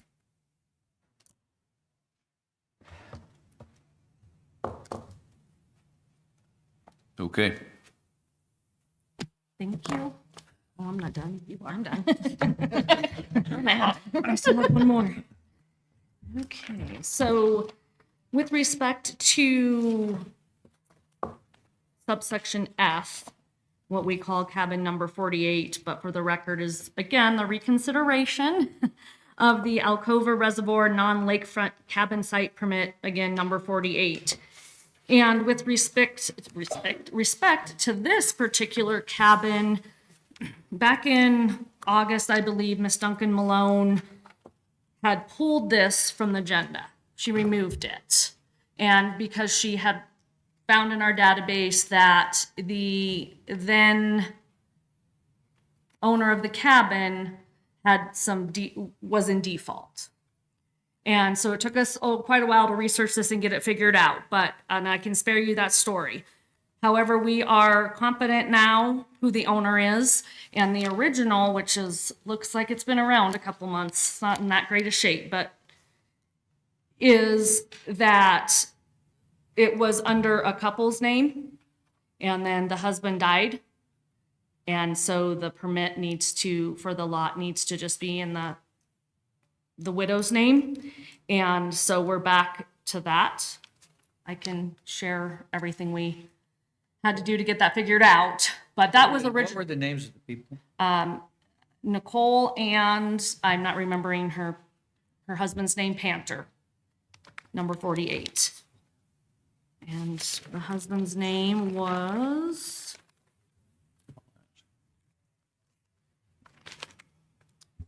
Last name. Jeremy Panther. And so after he passed, Miss Panther went to just get the lot lease in her name.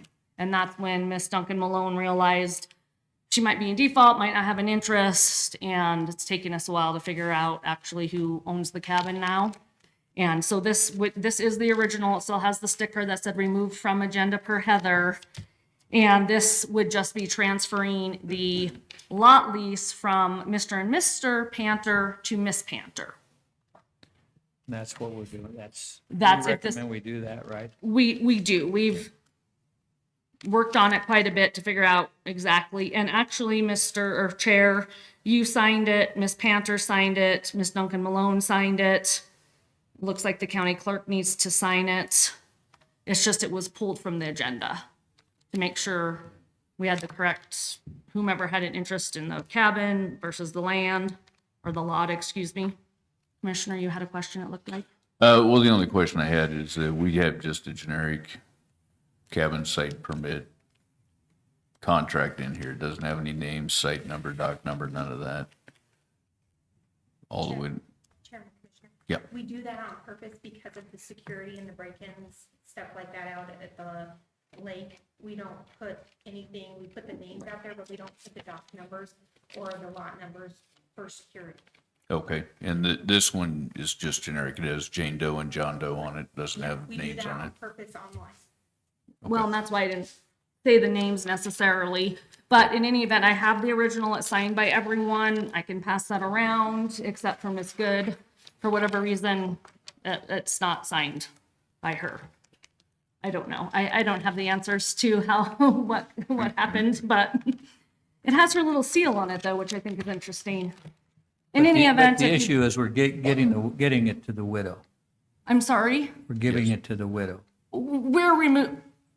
She's the sole owner, yes, once this is signed. Right now, it's Mr. and Mrs. Panther, because that's the information we have. I had one of these this summer. Tracy Good helped me solve it. Great. Well, the guy died and it's sitting there. You know. We had to get it straightened out, which we did, and the lady sold it. But I'm in favor of the widows getting their property and being able to do with what they want to do. And ours was just a matter of making sure with the default, and had to do a little bit of research, contact other attorneys. So if you'd like me to No. present it to Ms. Good to sign, and then we can Yeah, get it we're to good the on Parks this Department? except for Okay. her signature. Okay, don't get your stamp out, it's stamped. I think that's all I Be a have. lack of signatures around. I don't know. It's a shame. Thank you very much. Okay, thank you. There's Stuart sitting back there. I'm sorry, Isn't that Stuart? we only have one item. Okay, Heather? Thank you. So I'll turn this over to Dave and to Mr. Anderson, who's here. Dave and I've reviewed it as well, but there was a committee working on some changes to the Wildland Fire Protection Areas Appendix in the zoning resolution. And this is the draft, I think that everybody's agreed that they're good with, so we're just presenting it to you today to take a look at and see if there's any questions or concerns with the proposed draft. And I'll let, Dave is far more knowledgeable about the process and what they changed and discussed.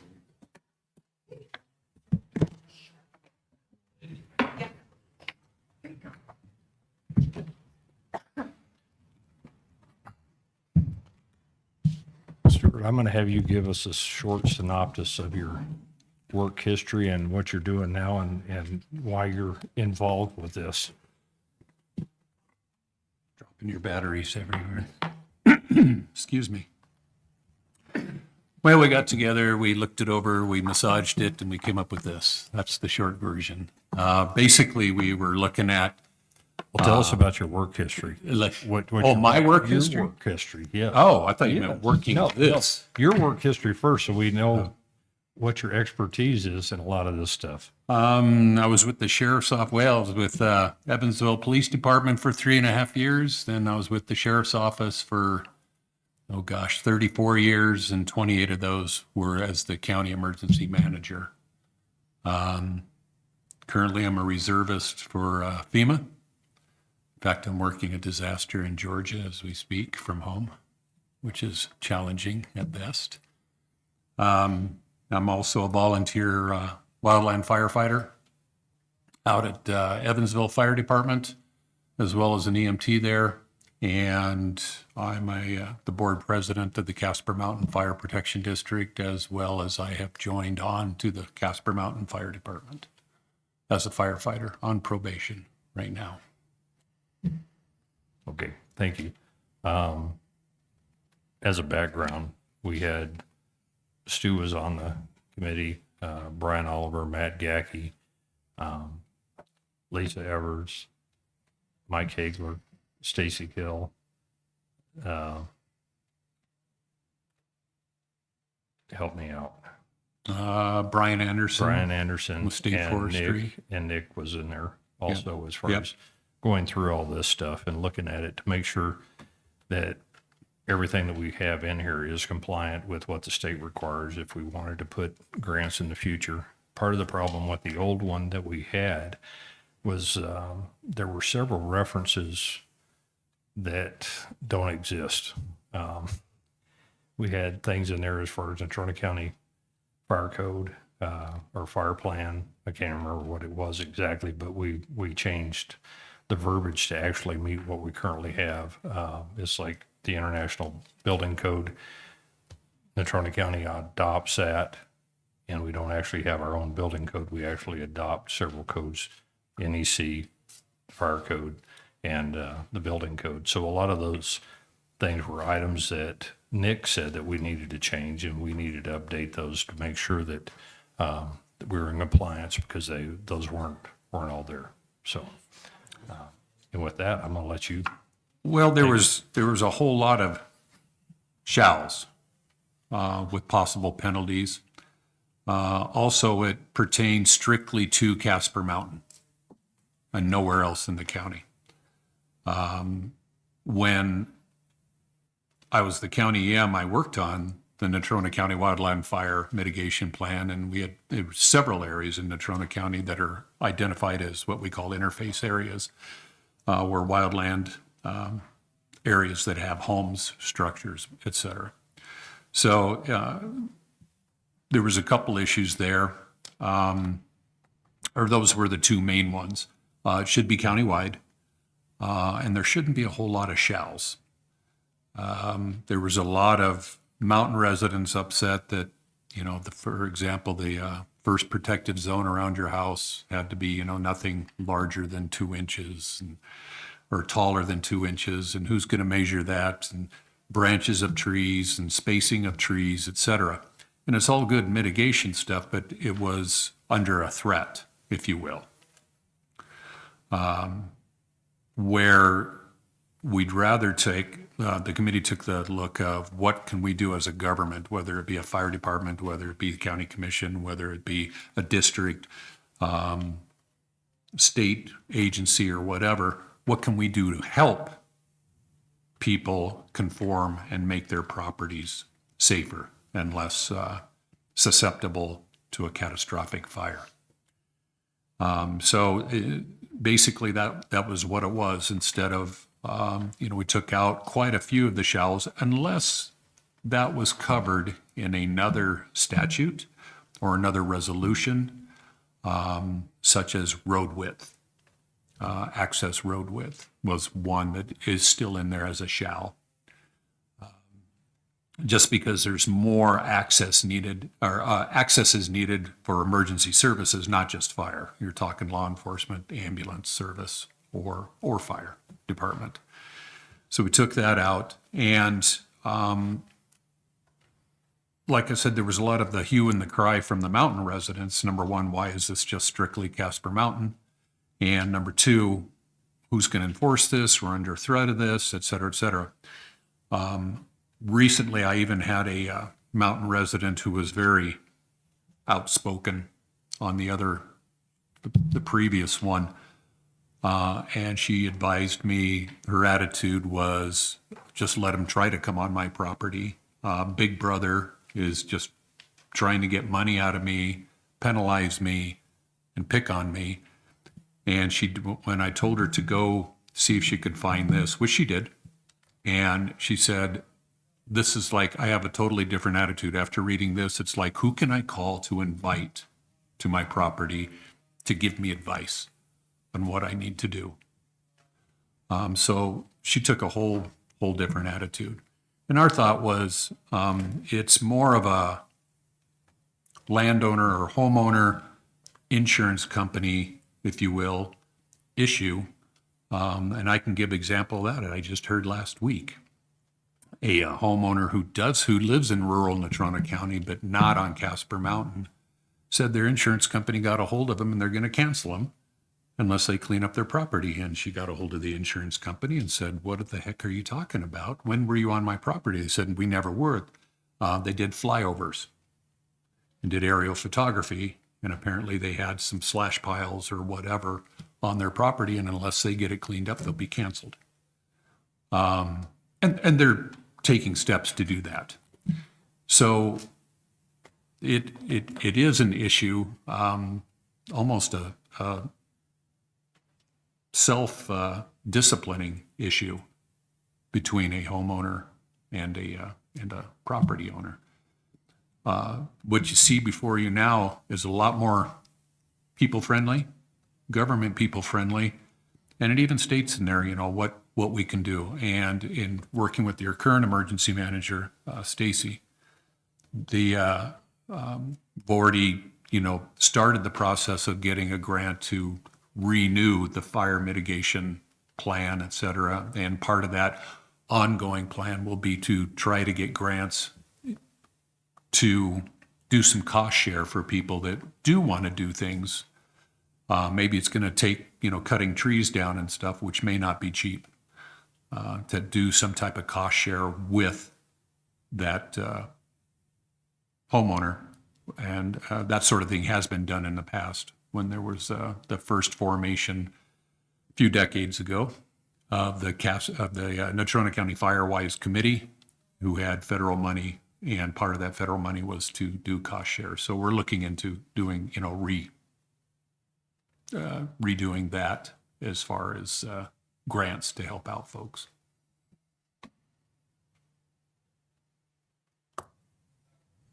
One of the other areas that we did change in here that we made it mandated, and this is coming from the federal level, are the bridge on public roads. Oh, that they have to be. That they have to be posted as far as Yep. their weight loads. That's actually something that, and this actually will give us some teeth so the BLM, if they've got bridges, things like that, that they actually have to post that so that we can actually mandate it, and for our fire protection units going out to these areas, that they know exactly what they can cross and what they can't cross.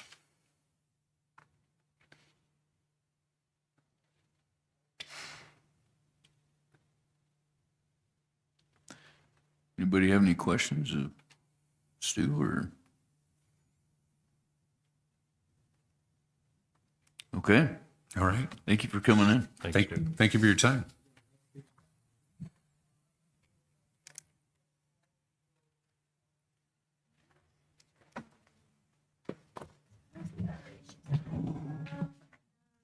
The only thing I placed on the agenda for this evening is the amendment to the Community Juvenile Services Joint Powers Board. I have reviewed that. It's, I think, just updating the appointees to the board. if there's any questions on that, I'm happy to answer that, but it's to me, not a significant change. Okay. Then I had last week sent you a draft of a proposed operating agreement with Biathlon Club. I don't know if you've had a chance to look at all that. If not, we can discuss it at another time, but if anybody has any questions or concerns about it. I did Commissioner ask Morse. Michael if he would come in case we did have some questions, and I figured that would be a exec session if we do. Anybody have any questions on the bias? Not yet, so we were wanting you to review it, take a look at it, because we had changed it some from the previous agreement, and then, before we present it to them, we wanted you to see it first. So is it on the agenda for? No. No, no. We can all review that, get our comments back to Heather, and then we can, next meeting, if we need, we can discuss. Do you not want to, Mr. Chairman, should we do it that way, or should we get kind of just a real brief overview of the primary changes or move in? You know, I think we all know that there have been issues, but I can't recall with a lot of specificity on what the issues are, how we're trying to deal with them. But if we should just review on our own and then. What I would recommend is that we do, for the purposes of legal advice, that we would. Do you want to do Yeah. it there or not? Well, we can. I just, nobody spoke up as though they were ready to talk about it. So that's why I suggested we talk about it at the next meeting and give everybody a chance. But Mr. Chairman, not to try to rush this or anything, but they're waiting for us to come back to them. And that's the reason why I was hoping we could at least go through it, even if it's a 30,000-foot overview today. And that's the reason why I would like Michael involved in the executive session so he can answer any of those questions as far as what, when, or where. And then I'm not saying that we make a decision today, but at least just as an information and a background meeting so that we can actually, so that you have that chance to pick his brain as far as why, what, or where we need to go. Mr. Chairman, I would like to know the parts of the agreement that have been changed that people are concerned that the biathlon people would not like. Because I know there's a couple of them there. Commissioner Milne. Okay, so I agree that the minutia, getting into the details of the contract, I'd like to have time to review that myself personally.